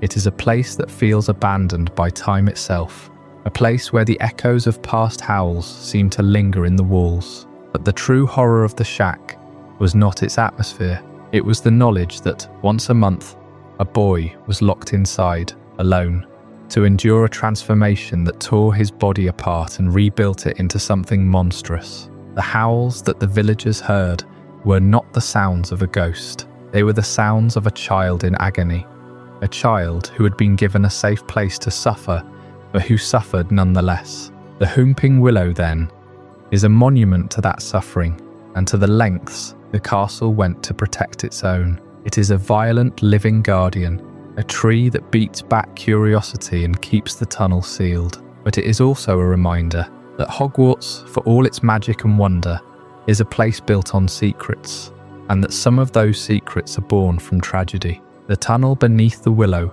connects 2 worlds: the school, where Remus could be a student, and the shack, where he had to become a monster. And the tree itself stands between them, a biological lock that only a few could turn. It is one of the most carefully guarded passages in the castle, not because it leads to treasure or power, but because it leads to a truth that could have destroyed a boy's life if it had ever been uncovered. And as we move deeper into the castle's hidden history, we find that the walls themselves seem to remember those who walked them. The ghosts of Hogwarts are not just echoes of the past. They are witnesses, archives of memory, carrying the stories of centuries within their translucent forms. And in the next chapter, we will listen to what they have to say. The Whomping Willow stands as a violent guardian, its branches a living lock for the tunnel that leads to the Shrieking Shack. But that tree, planted long after the castle's foundations were laid, is a relatively recent addition to Hogwarts' defences. The true keepers of the castle's oldest memories are not made of bark and leaves, but of something far more ethereal. They are the ghosts, and they are the living archives of everything this place has ever been. Nearly Headless Nick, whose full name is Sir Nicholas de Mimsy Porpington, has haunted the corridors of Gryffindor Tower for over 5 centuries. He was executed in 1492, not long after the castle had already stood for 400 years. But in his death, he became something more than a resident. He became a witness. Nick remembers the original layout of the 7th floor corridor before the Room of Requirement ever manifested its first door. He recalls when the grand staircase had only 137 steps, before a particularly ambitious headmaster added 5 more to confuse an invading force of dark wizards. His memory is a map of the castle's bones, a record of every wall that was moved, every tower that was raised, and every dungeon that was flooded. The Grey Lady, the ghost of Ravenclaw Tower, carries an even older weight. She is the daughter of Rowena Ravenclaw herself, and she has drifted through these halls for over 1,000 years. She knows the castle as it was, when the 4 founders first walked its unfinished corridors. She has seen the kitchens expand from a single hearth into the vast underground cavern they are today. She remembers when the library was a single shelf of scrolls in a dusty alcove, long before Madame Pince ever organised a single volume. Her memory is the castle's original blueprint, etched into her spectral mind by centuries of silent observation. And then there is the Bloody Baron. He is the ghost of Slytherin, a figure draped in silver bloodstains, and a silence so profound that even Peeves dares not mock him. The Baron's memory is darker, more violent. He recalls the secret passages that were sealed after the Founders' Schism, the hidden chambers that were walled up to hide the evidence of ancient conflicts. He knows the location of every trapdoor that was ever installed, every false floor that was ever laid, and every dungeon cell that was ever bricked over. He does not speak of these things, but his presence alone is a reminder that the castle's history is written in stone and blood. The ghosts do not merely haunt the castle, they are the castle's memory. When the castle's layout was altered during the great renovations of the 17th century, it was the ghosts who guided the masons to the original foundations. When the staircases were enchanted to shift, it was the ghosts who ensured the new paths still connected to the old ones. They are the living archives, and their memories are the only complete record of Hogwarts as it truly is. But the ghosts are not just silent witnesses. They also hold their own celebrations, events that are invisible to the living, but deeply felt by those who have passed beyond. The secret Death Day parties held in the flooded dungeons are one such tradition. These gatherings take place in a chamber that is only accessible when the water levels rise during the spring thaw, a room that was once part of the original castle's drainage system. The ghosts gather there to mark the anniversaries of their deaths, toasting with cups of rancid wine and feasting on food that has long since turned to dust. The living rarely hear these parties, but on certain nights, a faint echo of laughter and music drifts up through the stone floors, a reminder that the castle is never truly empty. Nearly Headless Nick's own 500th Death Day party was a grand affair, held in a dungeon that had been flooded specifically for the occasion. The room was filled with the ghosts of former students, teachers, and even a few creatures that had once roamed the grounds. They danced to the music of a skeletal orchestra, their translucent forms swirling through the murky water like wisps of smoke. The living were not invited, of course, but Harry, Ron, and Hermione stumbled upon it by accident, and they saw firsthand how the ghosts preserved their own history. The party was a living archive of Hogwarts' past, a snapshot of the castle as it had been in centuries gone by. The ghosts also serve as the castle's first line of defence against those who would alter its history. When Dolores Umbridge tried to seal the Headmaster's Tower in 1996, it was the ghosts who refused to pass through the new barriers, their spectral forms simply walking through the walls to bypass her enchantments. They remembered the original layout of the tower, and they knew that the new doors were a lie. Their memory is the castle's true architecture, and no amount of modern magic can overwrite it. As the night deepens and the castle settles into its quiet rhythm, the ghosts continue their eternal vigil. They drift through the corridors, their whispers a constant reminder that Hogwarts is not just a building, it is a living entity, a repository of 1,000 years of magic, memory and mystery, and the ghosts are its keepers. But there is another tower, one that looks out not at the grounds but at the stars. The North Tower, where the Divination classroom is hidden behind a trapdoor and a ladder holds its own secrets. It is a place where the future is read in tea leaves and crystal balls. But it is also a place where the past lingers in the dust. The ghosts rarely go there, for the air is thick with prophecy and the weight of what is yet to come. And that is a story for another night. We left the ghosts in the trophy room, whispering about corridors that no longer exist, about staircases that were moved a century ago. But if the dead remember the castle's old bones, then the living, or at least the barely living, can sometimes feel where the magic is thinnest, and nowhere in Hogwarts is the veil between what is and what will be more fragile than in the North Tower. This is not the Tower of Ravens and Riddles, nor the Tower of Gryffindor courage and late-night plotting. The North Tower is something else entirely. It rises at an angle that seems to defy the castle's own logic, its stonework darker, its windows smaller, as if the architect wanted to keep the outside world at a distance. And at the very top, tucked beneath a conical roof that collects frost like a crown of ice, sits the classroom of Professor Sybil Trelawney. To reach it, you must climb, and climb, and climb some more. The spiral staircase that leads to her domain is one of the longest continuous ascents in the entire castle, a dizzying corkscrew that seems to grow narrower the higher you go.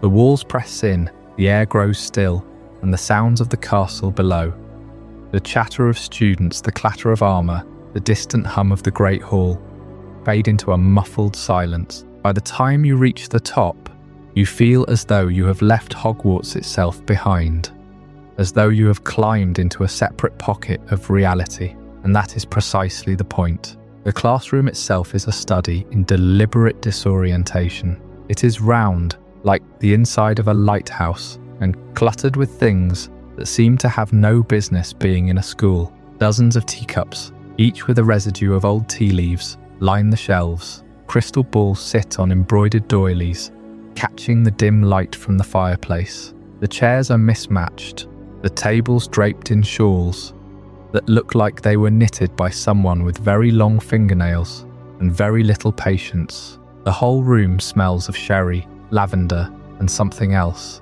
something metallic like old copper. But the most important feature of this room is not visible to the eye. It is the quality of the air itself. The magic here feels different, thinner, more permeable, as if the stones of the tower have been worn down by centuries of whispered predictions, by the weight of futures that never happened and futures that are still waiting to be born. Why is the North Tower so receptive to divination? The answer lies in the castle's own magical architecture. Hogwarts was built on a nexus of ancient ley lines, but those lines are not uniform. They pulse and shift, gathering in some places and thinning in others. The North Tower sits at a point where the ley lines are at their most diffuse, where the barrier between time and space is less a wall and more a membrane. It is a place where the future leaks through, like light through a crack in a curtain. This is why Trelawney's predictions, erratic as they are, sometimes come true.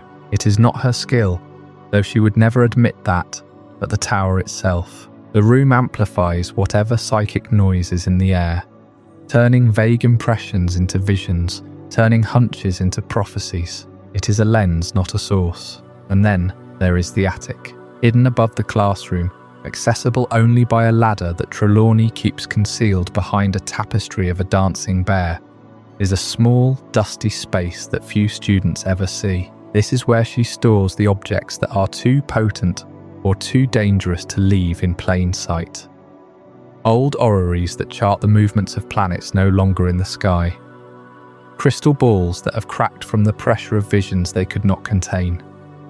And a collection of dream journals written by students who went mad, trying to interpret their own sleeping minds. The attic is a museum of failed prophecy, a graveyard of futures that never came to be. But the attic is also a secret access point. On certain nights, when the stars align in configurations that occur only once every few decades, a spiral staircase appears in the centre of the attic floor. It descends not into the classroom below, but into a part of the castle that exists only in those moments. This staircase is not made of stone. It is made of something that looks like frozen smoke, translucent and faintly glowing, and it spirals down into a darkness that seems to breathe. No one knows where it leads. Trelawney has never spoken of it. The portraits in the tower refuse to acknowledge its existence. The staircase is there, waiting for those who know when to look. The North Tower, then, is not just a classroom for a subject many dismiss as nonsense. It is a wound in the fabric of the castle, a place where time itself is less certain. The ghosts avoid it, not because they are unwelcome, but because the future is as disorienting to the dead as it is to the living. The portraits of the tower speak in riddles, their memories of past events blurred, with memories of events that have not yet occurred. Even the castle's own awareness seems to falter here, as if the building is not sure what year it is. And yet life goes on. Students climb the stairs, sit in the cluttered room, and pretend to see shapes in tea leaves. They laugh at Trelawney's dramatics, roll their eyes at her predictions of doom, and then forget about the strange prickling sensation at the back of their necks. But the tower remembers. It remembers every prophecy ever spoken within its walls, every half-formed vision, every desperate wish for a glimpse of what is to come. It holds them all, suspended in the thin air, waiting for the right moment to release them. The North Tower is a place where the castle's magic is at its most vulnerable, its most open, its most dangerous. And it is a reminder that even in a building as ancient and solid as Hogwarts, there are cracks where the unknown can slip through. From the heights of the North Tower, where the future is always just out of reach, we will now descend to the very edge of the castle, where the water meets the stone. The boathouse sits on the shore of the Black Lake, a structure that seems almost forgotten, its wooden beams weathered by decades of wind and wave. But the Black Lake is not just a body of water. It is a realm of its own, a dark and living depth that holds secrets the castle itself cannot contain. And the boathouse is the threshold between those two worlds. The Divination Tower sits at the top of the North Tower, a place where the air itself feels thinner, where the veil between what is and what might be seems to stretch and fray. But if you follow the spiral staircase all the way down, past the trapdoors and the tea-stained carpets, past the classrooms where students have strained their eyes for centuries trying to see shapes in smoke, you eventually reach the ground floor, and from there, if you keep walking, the castle begins to change. The stone corridors grow wider, the ceilings higher, and the air takes on a damp, cool quality that smells of lake water and ancient rock. You are approaching the boathouse. The boathouse is not a grand entrance. It is not the marble staircase or the oak front doors that greet visitors with a sense of awe. It is a humble wooden structure built into the side of the cliff, where the Black Lake laps against the foundations of the castle itself. And yet, for every first-year student who has ever arrived at Hogwarts, this is where their journey truly begins. The traditional entrance for first-year students is not through the front gates, it is across the water. They are led down to the boathouse in the dark, their wands unlit, their hearts pounding, and they are told to climb into small, unsteady boats. No magic propels these boats, no enchanted oars. They move on their own, guided by something older than the castle, something that lives beneath the surface of the lake. This crossing is symbolic in a way that most students do not fully appreciate until years later. The Black Lake is not just a body of water, it is a boundary. On one side lies the mundane world, the world of Muggle parents and train stations, and everything that is ordinary. On the other side lies Hogwarts, a place where the rules of reality are rewritten every day. The journey across the lake is a ritual of separation. You leave behind the world you knew, and you arrive in a world that knows you, even if you do not yet know it. The boats glide silently, and as you round the final bend, the castle appears. It is not a gradual reveal. It is sudden and overwhelming, a towering mass of turrets and windows and light, reflected in the dark water. The first sight of Hogwarts from the lake is a moment that stays with every witch and wizard for the rest of their lives. but the lake itself holds secrets that go far deeper than the memory of a first crossing. Beneath the surface, the water plunges into darkness that has never been fully mapped. The castle was built on the edge of this lake, and the founders chose this locale for a reason. The Black Lake is not a passive feature of the landscape. It is a living part of the castle's defences and its mysteries. Deep below, where the sunlight never reaches, there are caves. Not the kind of caves that form naturally in limestone, but chambers carved by magic, or perhaps by something else entirely. These hidden caves beneath the castle are where the giant squid is said to rest. The giant squid is one of those creatures that everyone at Hogwarts knows about but rarely sees. It is mentioned in passing, a fact of life like the moving staircases or the talking portraits. But the squid is not a pet, it is not a decoration. It is a guardian, or perhaps resident, of the deepest parts of the lake. Students sometimes catch a glimpse of a massive tentacle breaking the surface during a warm afternoon, or see a shadow moving beneath the water when they look out from the boathouse. But the squid does not reveal itself fully. It stays in the depths, in the caves that open into the lake bed, where the water is cold and still, and the pressure would crush any ordinary creature. Those caves are older than the castle, much older, and that is where the story takes an even stranger turn. The underwater ruins that predate the castle itself are scattered across the lake floor, fragments of walls and foundations that do not match any known architectural style. Archaeologists from the magical world have studied them, but they have never been able to date them precisely. The ruins are too deep, too dangerous, and too protected by the creatures that now call them home. Some believe these ruins are the remains of an earlier settlement, a community of magical beings who lived here long before the four founders arrived. Others whisper that the ruins are not ruins at all, but the remnants of a structure that was never meant to be seen, a place that sank beneath the water for a reason. The boathouse itself is the gateway to all of this. It is a simple wooden dock with a small building attached, where the boats are stored and where the gamekeeper keeps his equipment. But if you stand at the edge of the dock and look down into the water, you can see the faint outline of something below. It is not the squid. It is not a fish. It is the shape of a wall or a pillar or an archway, barely visible through the murky green depths. The ruins are close enough to touch if you were willing to dive deep enough, and some students have tried. There are stories, passed down through generations, of those who swam down to explore the ruins and never came back. The lake does not give up its secrets easily. The boathouse also serves a practical purpose. It is the point of departure for students who leave Hogwarts by boat, though that is rare. Most travel by train or by flue powder or by apparition, but the boats remain, ready for use, a reminder that the lake is not just a barrier but a connection. The castle is built on the edge of the water, and the water is part of the castle. The two cannot be separated. The boathouse is where the stone of Hogwarts meets the water of the lake, and in that meeting, something ancient stirs. There is a particular quality to the light in the boathouse at dusk. The sun sets behind the mountains, and the lake turns a deep, reflective black. The wooden planks of the dock creak underfoot, and the sound of water lapping against the stone is the only noise. It is a place of transition, a threshold between the solid world of the castle and the fluid world of the lake, and it is in this threshold that the castle's oldest memories reside. The founders stood here, looking out at the same water 1,000 years ago.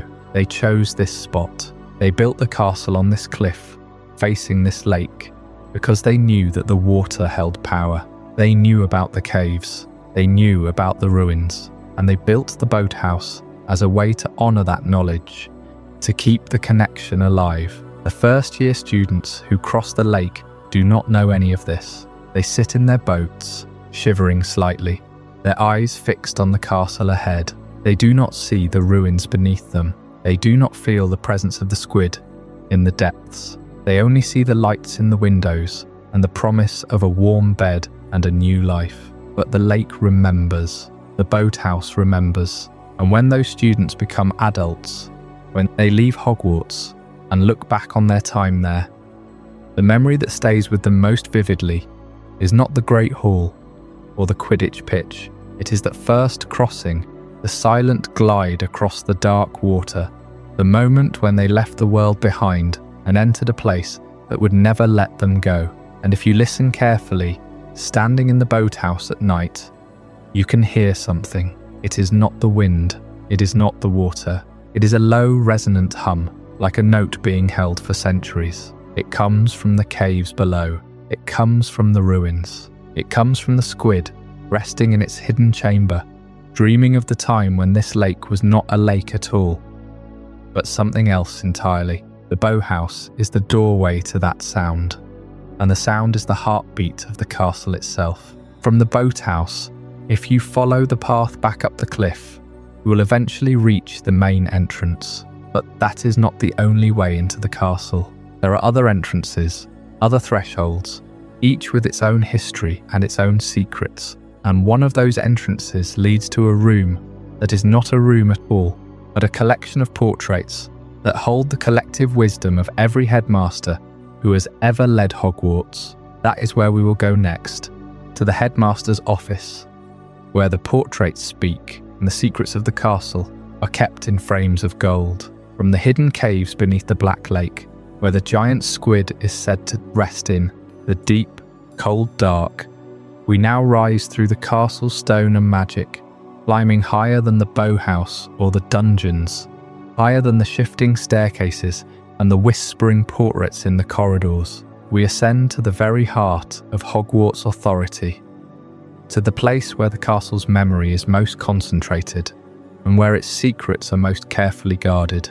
We arrive at the headmaster's office. This is not merely a room where decisions are made or where letters are signed. The headmaster's office is a living archive of centuries, a repository of wisdom that stretches back to the founders themselves. And the most immediate evidence of that is the circle of portraits that line the curved stone walls. Every former headmaster and headmistress of Hogwarts, once they pass from this world, leaves behind a painted echo of themselves, a magical portrait that retains their personality, their memories, and their voice. They hang in gilded frames, watching, listening, and offering counsel to the current headmaster. But their power goes far beyond simple conversation. These portraits are not static. They are not confined to their own frames. The magic that binds them allows them to travel between portraits, to move from one painting to another across the entire castle. A former headmaster in the office can step into the frame of a landscape in the third-floor corridor, or appear in a portrait in the Great Hall, or even visit the painting of a long-dead witch in a forgotten tower. This network of painted consciousness means that the collective wisdom of every past headmaster is never truly far away. They can gather, discuss, and advise, even if they are scattered across different canvases. It is a form of communication that transcends time and space, a silent council that has watched over Hogwarts for 1,000 years. But the portraits are only one layer of the office's profound purpose. Look closer at the room itself, at the delicate silver instruments that sit upon the many tables and shelves. These are not mere decorations. They are the castle's vital monitors, its magical health trackers. Each one is a complex device of spinning silver bands, crystal spheres, and glowing orbs. They measure the flow of magic through the walls, the stability of the ancient enchantments, the presence of hidden threats, and the emotional state of the building itself. One instrument might emit a low hum when the castle's protective wards are strained. Another might release a puff of smoke when a dark artifact is brought within the grounds. They are the pulse and breath of Hogwarts, rendered in silver and glass. The headmaster alone can read these instruments. They are a private language of the castle's well-being, a silent alarm system that has warned of dangers from the Chamber of Secrets to the infiltration of Death Eaters. When the castle feels threatened, when its ancient magic is tested, these instruments react. They spin faster, they glow brighter, They whisper secrets that only a trained eye can understand. They are the castle's own voice, translated into a form that a human can comprehend. And then there is the pensieve. It sits in a cabinet of carved stone, a shallow basin of stone or metal, filled with a silvery swirling substance that is neither liquid nor gas. It is memory distilled and preserved. The pensieve is the ultimate repository for the castle's most dangerous secrets. Not the secrets of the portraits, which are personal and advisory, but the secrets that are too heavy, too volatile, or too revealing to be kept in a living mind. Memories of dark rituals, of forbidden knowledge, of conversations that could shatter alliances or reveal ancient betrayals. All can be drawn from a wizard's temple and placed into the pensieve for safekeeping. In this way, the headmaster's office becomes a vault of the intangible. The silver instruments monitor the present. The portraits hold the past, and the pensieve holds the truths that cannot be spoken aloud, the memories that could change everything if they were ever seen by the wrong eyes. It is here that Albus Dumbledore stored his most private thoughts, the ones he could not trust to parchment or to his own mind. It is here that the most dangerous secrets of Hogwarts are kept, not behind locked doors, but within the very fabric of memory itself. The office is a sanctuary, but it is also a fortress of knowledge. The portraits watch, the instruments hum, and the pensieve waits. And in the centre of it all, the headmaster sits, a guardian of this accumulated power. But the headmaster is not the only guardian of Hogwarts. There is another, older, more silent, and far more patient. A guardian that has stood watch since the castle was first raised from the ground. A presence that has never left its post. That is the story we will turn to next, in Chapter 28, The Eternal Guardian. The previous chapter left us standing in the headmaster's office, surrounded by the painted eyes of 1,000 years of leadership. The silver instruments humming their quiet warnings about the castle's magical health. But those instruments are only one layer of Hogwarts' defense, a gentle pulse in a body capable of far more violent reactions. We have seen the trick steps, the false doors, the way the castle sealed itself against Dolores Umbridge in 1996. Those were acts of passive resistance, almost like a creature turning away from an unwelcome touch. But there is a far older, far more aggressive magic woven into the very stones of this place. A magic that only awakens when the castle itself is threatened with destruction. It is the enchantment of the Eternal Guardian, and it is a final look at how Hogwarts protects itself during times of war. The spell is called Pear Totem Locomotor. It is a charm of animation, but not the simple kind that makes a teacup dance or a chess piece march. This is a mass mobilization of the castle's own architecture. The stone knights that line the corridors, the suits of armour that stand silent in the alcoves, the statues that have watched students pass for centuries. They are not merely decorative, they are dormant soldiers, waiting for a command that has only been given a handful of times in Hogwarts' long history. When Professor McGonagall spoke the incantation in 1998, she was not inventing a new defence. She was waking an ancient protocol, one that the founders themselves had likely embedded into the castle's foundations. Think about what it means for a building to hold an army within its walls. The knights are not just stone. They are enchanted with a purpose that goes beyond simple animation. They can wield weapons, they can march in formation, they can follow complex orders, and they are everywhere. There are over 100 suits of armour in Hogwarts, perhaps more, each one a potential foot soldier. The statues in the entrance hall, the gargoyles on the rooftops, the stone griffins that guard the headmaster's tower. All of them can be called to war. It is a defence that turns the castle itself into a weapon, a final line of resistance that does not rely on the living defenders within its walls. But the Pear Totem Locomotor enchantment is not the only way the castle fights. There is a deeper, more subtle magic at work, one that has nothing to do with animated stone. Hogwarts has a will of its own.